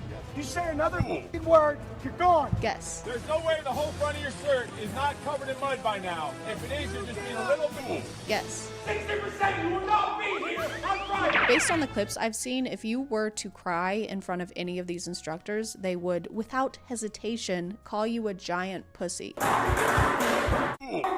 Which just seems like they're trying to solve these issues with the same stuff that caused them in the first place. You see, the reason men struggle with mental health is because society pressures them to be big and strong. And so we're gonna fix that by making them big and strong. And to make matters worse, they have another version of this program for children. The Squire Project is for boys aged 13 to 15 and is to prevent big tech and social media from brainwashing the masculinity out of our boys. So it's like a preventative measure for your son. It's like masculinity Botox. A father and son experience that will be remembered forever. And then there's just this Forever tá em caps. picture of a kid strangling his dad. Hey John, remember that time you murdered our father? Oh yeah, I do remember that. That time that I murdered our dad, yeah. Yeah, I'll remember that forever. Yeah, me too. Me too. A rite of passage for your son as he becomes a man. The rite of passage is killing your father. You have to get rid of him. Todas as circunstâncias, até no planetário. This town ain't big enough for the two of you. It's you or him. There can only be one. Why are you crying? Stop crying, you pussy. I forgot to mention that both of these programs require liability insurance. I have no idea why. It's a mystery, honestly. That's a bear trap. Seems kind of unnecessary, really. Just water, Kowalski. Stop being a little girl. I don't want to show much of the Squire program clips because I find them hard to watch, and I don't know if the kids even agree to being filmed, but they're doing essentially everything they do with adults. They're just doing them with their dad. They continue to yell at and verbally berate the children. If you me or ask me one more question on the way down, you all, every one of you, are going to crawl from here to the bus. Don't worry, they get the deluxe childhood trauma package. Their website says as a result of this course that your son will stop acting like a child, which is the saddest thing I've ever heard. The ages for this course are 13 through 15. That is very much still a child. Now it's a child that has crawled through a lot more mud and is a lot less likely to speak to you as an adult. I really have no idea why they would list this as a positive thing that happens. Like, what parent wants that? No longer acts like a child. I'm sorry. Okay, back to the video. Bye, son. Have a good time at camp. Dad? Oh, hey, now we are talking. What happened? Yeah, that's what you get for acting like a little kid all the time. So old. No kid of mine is gonna act like a kid I'm like of mine. 100. I don't feel so good. You were getting on my nerves. Did you really just die right now? That is so childish. I guess posting on every social media imaginable wasn't enough advertising because I hate her, and I love her. they also made a documentary about the Modern Day Night Project, which I watched twice. Like and subscribe to say sorry about that to me. Sorry for your loss, Chad. Of time. The whole thing is Coolian giving more backstory for the project and explaining why they started it. The documentary also seems like a vanity project. The whole thing is in black and white. There's epic background music. It's in slow motion. It's fucking sick. I am erect and ready to eject. At some point when he's describing the program, he refers to the physical challenges as opportunities. And so the ice bath is one challenge, you know, pulling a truck, my pickup truck, and then ultimately a fire truck is another, and hiking just miles and miles every single day during those 75 hours over that 3-day period, and all types of physical, I guess what some would consider torture, but I would look at as opportunities. It's not torture, guys. It's an opportunity. Oh, look, this guy's getting the opportunity to be waterboarded. Congrats, guy. On the opportunity. Congrats. The graduation for the boot camp happens after your rebirth ceremony, where they make you dig and lay in your own grave. This began because he and his wife were hanging out one... Mas espera, mas dá para pôr o... Mas isto é para pôr os putos a escavarem a própria sepultura? Isso era altamente. Day and then thought to themselves, babe, what if I gave men Tô com 12 anos a fazer isso. Dying? What if I put them in a body bag and then charged them money for it?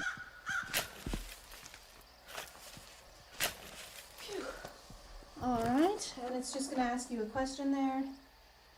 So you can just answer that for me. Alright. Thank you so much. Have a good one. You too. And I get it, you know, in a way it's appealing to have a prescribed time where you can say, I did it, I've accomplished it, I have improved myself. When in reality, that's a never-ending battle. It's easier to spend the huge amount of money than to accept that the 2.0 version of yourself is a lifelong project and not a 75-hour one. And this is a nitpick, but it's kind of funny that it's called the Modern Day Knight Project, because if there were modern day knights, they wouldn't be doing any of this. It would be a lot more like...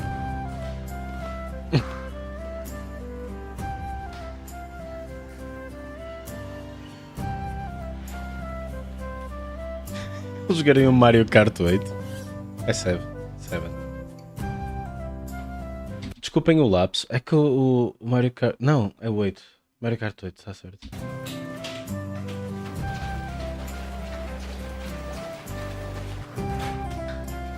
Man, this skit. Why did she do it? It's not funny.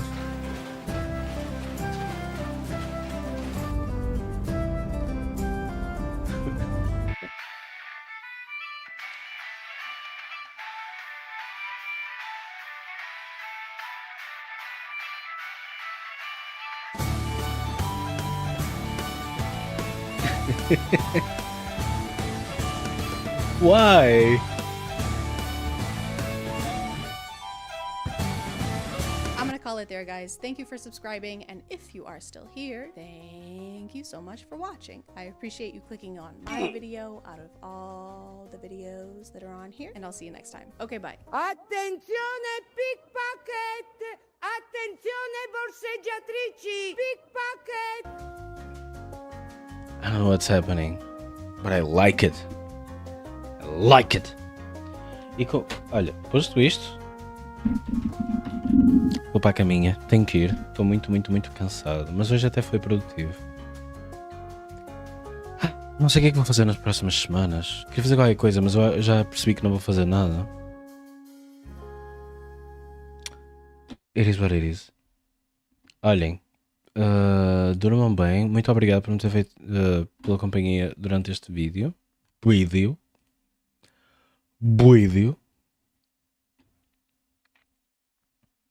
Armadura de Cavaleiros é Supermóvel. Cavaleiros a comer gelado é funny. É kinda funny.